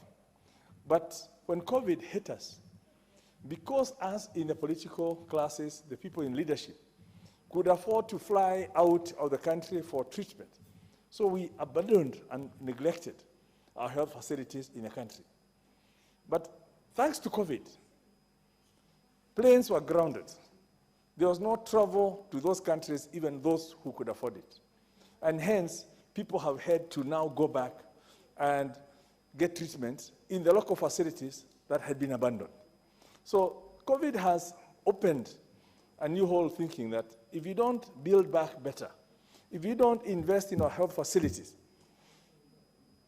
a lockdown, a global lockdown will mean everyone will have to use the facilities they have. if we don't build back better our manufacturing base, like we now did with the PPEs, it will mean, because we cannot get PPEs from other countries, you will suffer if you don't have your manufacturing capacity. And I believe that when the CS for Treasury now talks of building back better as the theme for this budget, the people in government are thinking in the same way, not just thinking of we're waiting for COVID to end so that people can fly out to seek medical treatment or to buy things from out there instead of building that local capacity. It also means, and I think this theme about sustainable, inclusive growth, we're talking of if we continue having inequalities, and this has been experienced even in Singapore, where you have migrant workers that are put in some very chaotic living conditions. When the rest of the country had sorted out the COVID situation, the poor had not gotten the same access. And hence, when COVID hit the poor, it went back even to the rich. So if we don't sort out some of these inequalities, this disease does not respect social status. It will hurt those who have and those who don't have. But if we sort out the inequalities within the country, then we will grow together as an economy. And I think the other thing that has been highlighted within this COVID and building back better is the issue of transparency and war on graft. If China had become more transparent on the transmission of this disease upfront, if those doctors who went to say we have a new variant, we have a new virus in Wuhan, were not silenced, estimates have said that if the exposure, if all this information came out 3 weeks before, we would have saved probably 95% of the casualty. So the whole issue of transparency in government is being highlighted with this. And I see that coming out within the theme. And I do hope as Parliament we shall insist on getting that. Yes, we are not just giving money. There's a commitment to building back better. There's a commitment to doing things not in the same business as usual, but now in a way that will build our manufacturing capacity into the future, to ring-fence from global lockdowns, that will help to also help to make sure that we help our health facilities to ensure that we have this inequitable distribution. And I believe there's a time that we also start thinking of even our politics of division, exclusions, and competition for resources, so that we can think of focusing on an economic agenda that will propel our country forward. And even as I talk about this competition, I also have in mind that even within here, we are competing with other users of funds. I know we keep hearing of, if we don't have CDF, we will not pass the budget, right? But we must know we are only one of the users. And I want to appeal to members because we've done very well in achieving our CDF targets. Let's continue developing the country as we also unlock the future potential by facilitating the budget process for everyone else. As we talk, I believe we have enough money to continue. I'm trying to cut short most of the things so I can give members an opportunity to also speak. But I also want to touch briefly on the so-called trilemma that is now facing the finance ministers across the developing countries. COVID has brought in extra demands for spending to crank up the economy, to stimulate the economy, and also to respond to the pandemic. So extra money is required. It also meant that because businesses are down, the revenues are depressed, or at best, stagnant. There's also a clamor that people are against borrowing. Now, trying to reconcile these three trilemmas, more spending is required, there's less money available through revenues, and there's a restriction on spending. We need, as a parliament, to start opening our minds and stop listening to civil society who think that borrowing is evil, right? We need to start telling ourselves, we are encouraging students when they're going to university, go and borrow from the Higher Education Loans Board to finance your education. We should feel as a country, we should be encouraging the country, go and borrow to finance the 27% that you're spending on the education of our children. We should not just start feeling that borrowing should be for capital projects. We should even borrow for all the Article 43 commitments that we have to give to the people of Kenya. So it's something that we start, as a parliament, need to start thinking of. Because soon we are going to hit and exceed our debt ceiling. And if we're going to straitjacket ourselves and say we are not going to borrow beyond the 9 trillion we did, which means we are not going to spend any more, yet we are not going to raise our revenues, we are going to get this country into a stagnation mode. And reviving a stagnant economy is more expensive than what we need to do. And I think what we need to focus is on the cost of that debt, not the amount of debt. So I just wanted to alert that I'm not like in any way suggesting soon we'll be coming to that, but when that happens, for purposes of revving up this economy, so we can grow at more than 6%, Mr. Speaker, it's important that we start preparing our minds that, yes, so long as we know that we are borrowing this money to put in this, and we have closed the doors so that horses will not bolt with our money, that we have stopped, because of the war on corruption, that we have stopped wastages, then it makes sense to borrow, especially now when the rates are so low, and so long as the rate of economic growth is higher than the rate of interest you're paying, you're actually advised to borrow, even at the personal level. So those are some of the things that we need to start thinking of, and I want to encourage members, as we look at this budget, let's also start thinking into the future as we implement it. So, Honorable Speaker, I'm also aware that within the discussions, I've looked at what the committee has come up with.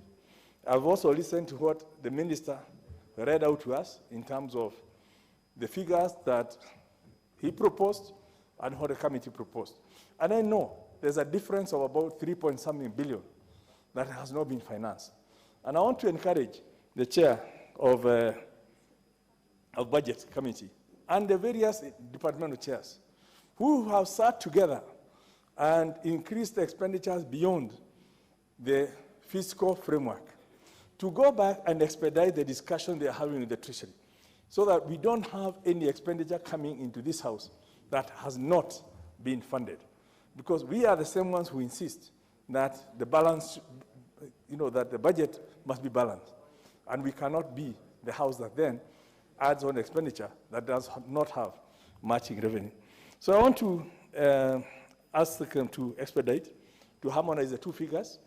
And I'm aware from at least my own engagement with them that the chair is contemplating bringing some amendment into this, but I'll let him speak to that and give the necessary notices so that the figure we are approving, much as we are approving it today, is likely to change by the time we come to the individual votes in the Committee of Supply, so that we don't end up approving a budget here that is not supported.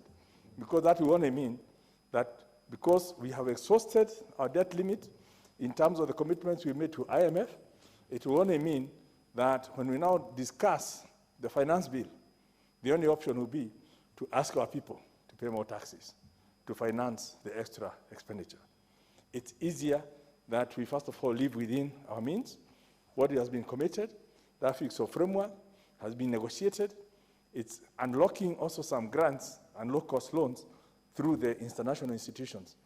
And if we don't get this balance right, we could end up jeopardizing some of the negotiations we made as a country, or jeopardizing the financial power of our people through having higher taxation. Honorable Speaker, I know I have probably more time than that, but in the interest of getting a few more members to speak, I want to once again thank the committee for a wonderful job and ask them to expedite that process so that as we go through the next phase in the Committee of Supply, we will tidy up all this. And then Treasury and government to stick to the real meaning of building back better, not business as usual. Thank you, Honorable Speaker. Shall we then have the Chair of Health, not Health, but Energy? Honorable Karia. Thank you, Honorable Speaker, for giving me this opportunity. As I support this motion, Honorable Speaker, it is important for us to realize that the budget-making process is a constitutional right, and this House has been mandated by the Constitution to be able to go through the process of the budget-making process. Under Article 221, Honorable Speaker, it is very important that this House does recognize its mandate on what it is expected of this House. Honorable Speaker, looking at the Constitution, which we must adhere to, that this House, the Constitution has given directive as to how we should proceed with the budget-making process. And it is sometimes very unfortunate that part of what we are doing, or the constitutional right that this Parliament has, and of course our standing order that does guide us on how we undertake this process, we find it very difficult sometimes when most of the issues that have been raised are not being taken seriously, and departmental committees, Honourable Speaker, have an opportunity of interacting deeply with the respective ministries and departments, so that whenever they are giving a recommendation, Honourable Speaker, it is not out of the blues, but it is informed by what is supposed. And I'm saying this, Honourable Speaker, sometimes you find a department has given you some information, an information that you totally believe in, that is the correct information that is being given. But when you use that information to make a recommendation and a decision, the same ministry comes back and says that was a misinformation. And it is unfortunate, Honourable Speaker, to that level that sometimes we need to make decisions. Secondly, Honourable Speaker, in the budget-making process, and this we did request the chair of the budget committee and more so the budget department of Parliament to also be seconding very, very senior physical analysts to our committees. And I'm saying this, Honourable Speaker, the physical analyst who is a staff of the department has a know-how of the budget making process. And sometimes some of the recommendations or decisions that the committee does are not properly informed sometimes.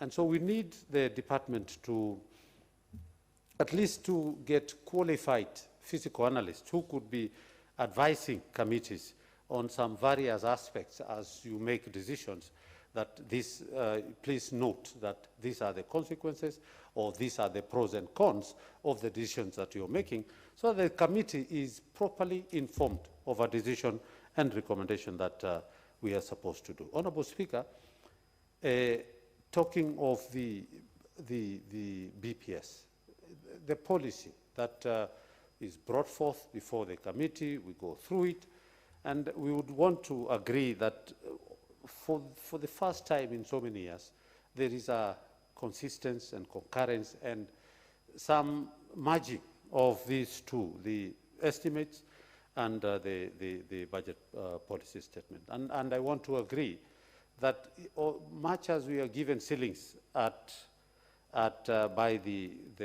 when these estimates are being brought on the floor of the House, it is important also to note what role that ministry plays in achieving the policies or in achieving the goals or objective of that.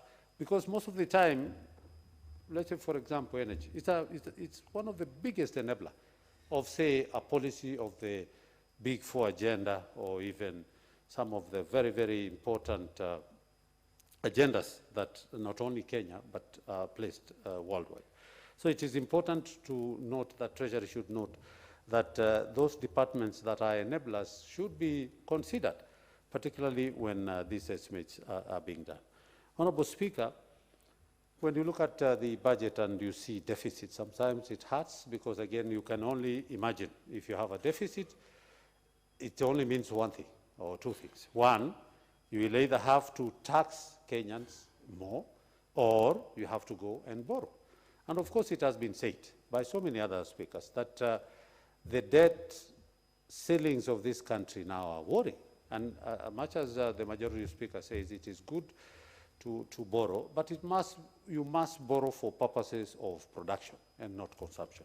And I think that is important for us to be able to, when you see a budget that has a deficit, then it is important for us also, as we approve this, is to understand where is this money going to come from. And if it's going to come from excessive and unbearable taxes that are going to be bestowed on our constituents, then again, as Parliament, we should try and stick within our means, reduce the deficit so that, again, we don't encourage a lot of taxation or foreign borrowing or just local borrowing that also attracts a lot of interest.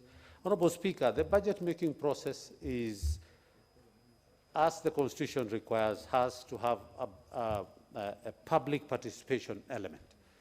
And, Honorable Speaker, it is important for the Budget Committee now to consider, when they are going round for public participation, it is also not right to go to 2 or 3 constituencies. We need at least a third, so that they can be able to get the feeling of the country and what they require.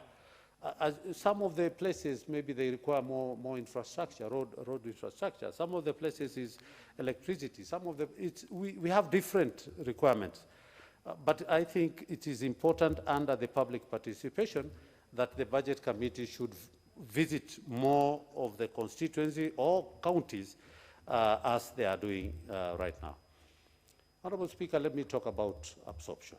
It is very unfortunate that most of the time when we get the supplementary budget estimates, most of the reasons that are being given for the reduction of some of this expenditure, it's that the absorption is low. Honorable Speaker, Treasury, much as they collect, they must also be able to give, as it is in the PFM Act, on a quarterly basis, be able to disperse what is required. So when the absorptions are so low, then it means even the targets and the output, we cannot, even as departmental committees. Sometimes we want to evaluate, we want to monitor, but when the absorption is that low, respective ministries and departments will always give as a scapegoat that we have not received this much. That is why we have not been able to attain our targets as indicated.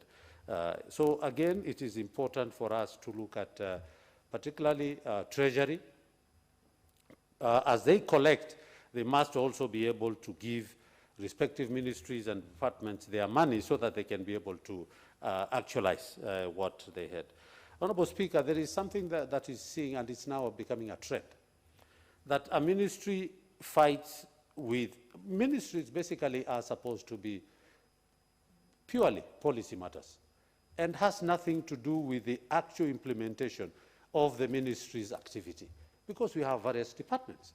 But, Honorable Speaker, you find ministries now fighting for the actualizing of those through, you find a ministry doing tendering. Committee of ICT, and also maybe on my behalf, just my thoughts on this budget-making process. Mr. Speaker, let me begin by thanking my colleagues in the Budget Committee for the long hours that we actually took to listen to the departmental committees and finally come up with recommendations that have since been tabled on this floor of the House. Mr. Speaker, some of those deliberations went late into the night. In fact, on one particular day, I think we sat late until midnight. But I think it is for the greater good, not only of this House, but for, and in this particular budget, there is no provision. This is extremely dangerous because these are the people that the same government is hoping to collect taxes from.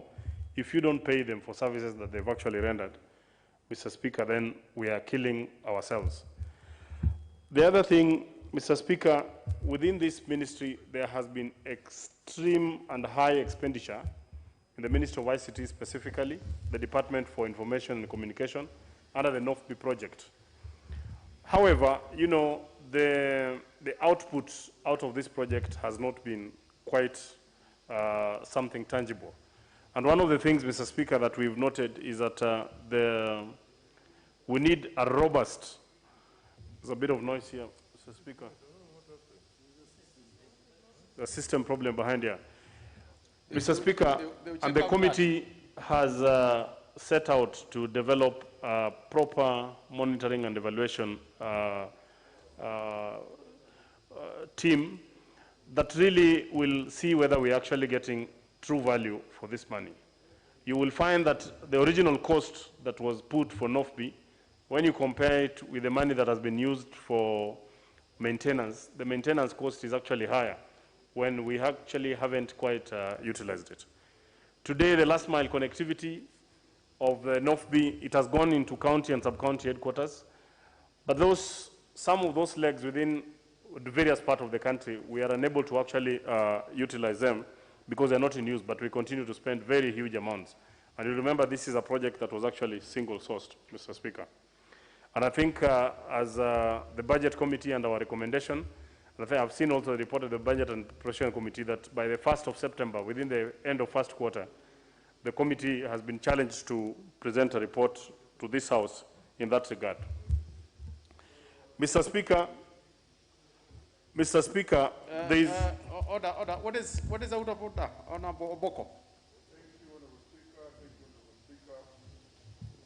Get the mic. Thank you, Honorable Speaker. I rise on a motion of privilege. There's some noise behind us, and it's like gas leakage. Could, through your office, establish exactly what's going on also for just the safety of the members?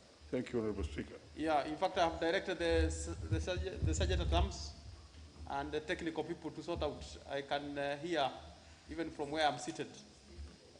So the technical people pick up that so that the members are comfortable. Yes, Honorable Boko, that is being picked up by the technical Speaker, actually the noise is right behind me, and my colleague next to me is saying it might be a bomb. No, it I can't hope be, but I'm safe. the technical people should pick Speaker, it up immediately. Yeah. Mr. Speaker, one of the other issues is that there are many state-owned enterprises within the ministry that are getting to moribund status, and one of them is the Postal Corporation of Kenya. Within the supplementary two, Mr. Speaker, due to COVID and other issues, this particular House approved an additional 810 million for Postal Corporation to help them pay for salaries. But, Mr. Speaker, I want to tell you that the total amount that the Postal Corporation still owes, including to government, is well up to about 4 billion shillings. So we need to, as a government, decide what is the rightful way that we are going to do so that we ensure that some of the state-owned enterprises that are no longer trading, that are no longer viable, they can be restructured so that we get true value for taxpayers' money. Mr. Speaker, one of the things that is also affecting the state corporations under this particular ministry, and I'll start with the Postal Corporation of Kenya. When the ministry, when the government started putting up Huduma centers, a number of Huduma centers are actually in post offices across the country. To date, Huduma Center is domiciled under the Ministry of Interior. They owe Postal Corporation in excess of 1.2 billion. We have pushed, and we hope that this House can help us earmark, together with the Treasury, that within the budget for Interior, the said amount of 1.2 billion can actually be directly deducted at source and be remitted to Postal Corporation so that they can get back to business. The same applies to KBC. Mr. Speaker, during this pandemic, KBC did receive an instruction from the Communication Authority to air education, content for free. And of course, there's nothing for free, Mr. Speaker. They have to pay for signal, they have to pay for electricity, they have to pay for the workers. And they have estimated that the airtime that they did give to KBC, to the Ministry of Education, is up to about 512 million. So we are also asking that probably this House might consider, maybe as the amendments are coming, and I think the State Department will be trying to seek such authority for the House, that the said amounts be deducted directly from the respective ministries and then be sent to the sagas themselves. We have also realized, Mr. Speaker, during the course of our budget process and interaction with the ministries, that some of the targets, including of some of these state-owned enterprises, are not realistic. For example, KBC, we realized that within their targets, they only had the number of bulletins they have produced, the number of airtime they have done, but the real thing that they need to commercialize, which is viewership, is not captured as a target. And we did challenge them that they need to have that included. Within this particular ministry, I want to say, Mr. Speaker, that there are only 2 new projects, which is the Horn of Africa Gateway Development Project, which is going to enable the broadband connectivity along the Northern Corridor.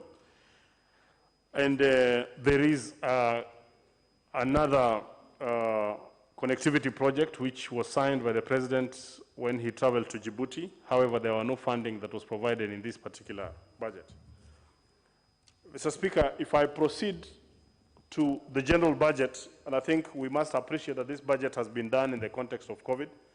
Mr. Speaker, I'm seeing my time has been taken, but you will add me a few more minutes because of the interruption of, as they were trying to put up the bomb that was behind me, Mr. Speaker. No, there was no bomb, honorable member. Proceed. I wanted to say that this budget has been done within the context of COVID, and we must ask ourselves that the 3rd wave, and almost now that we're moving into the 4th wave, is it going to be the last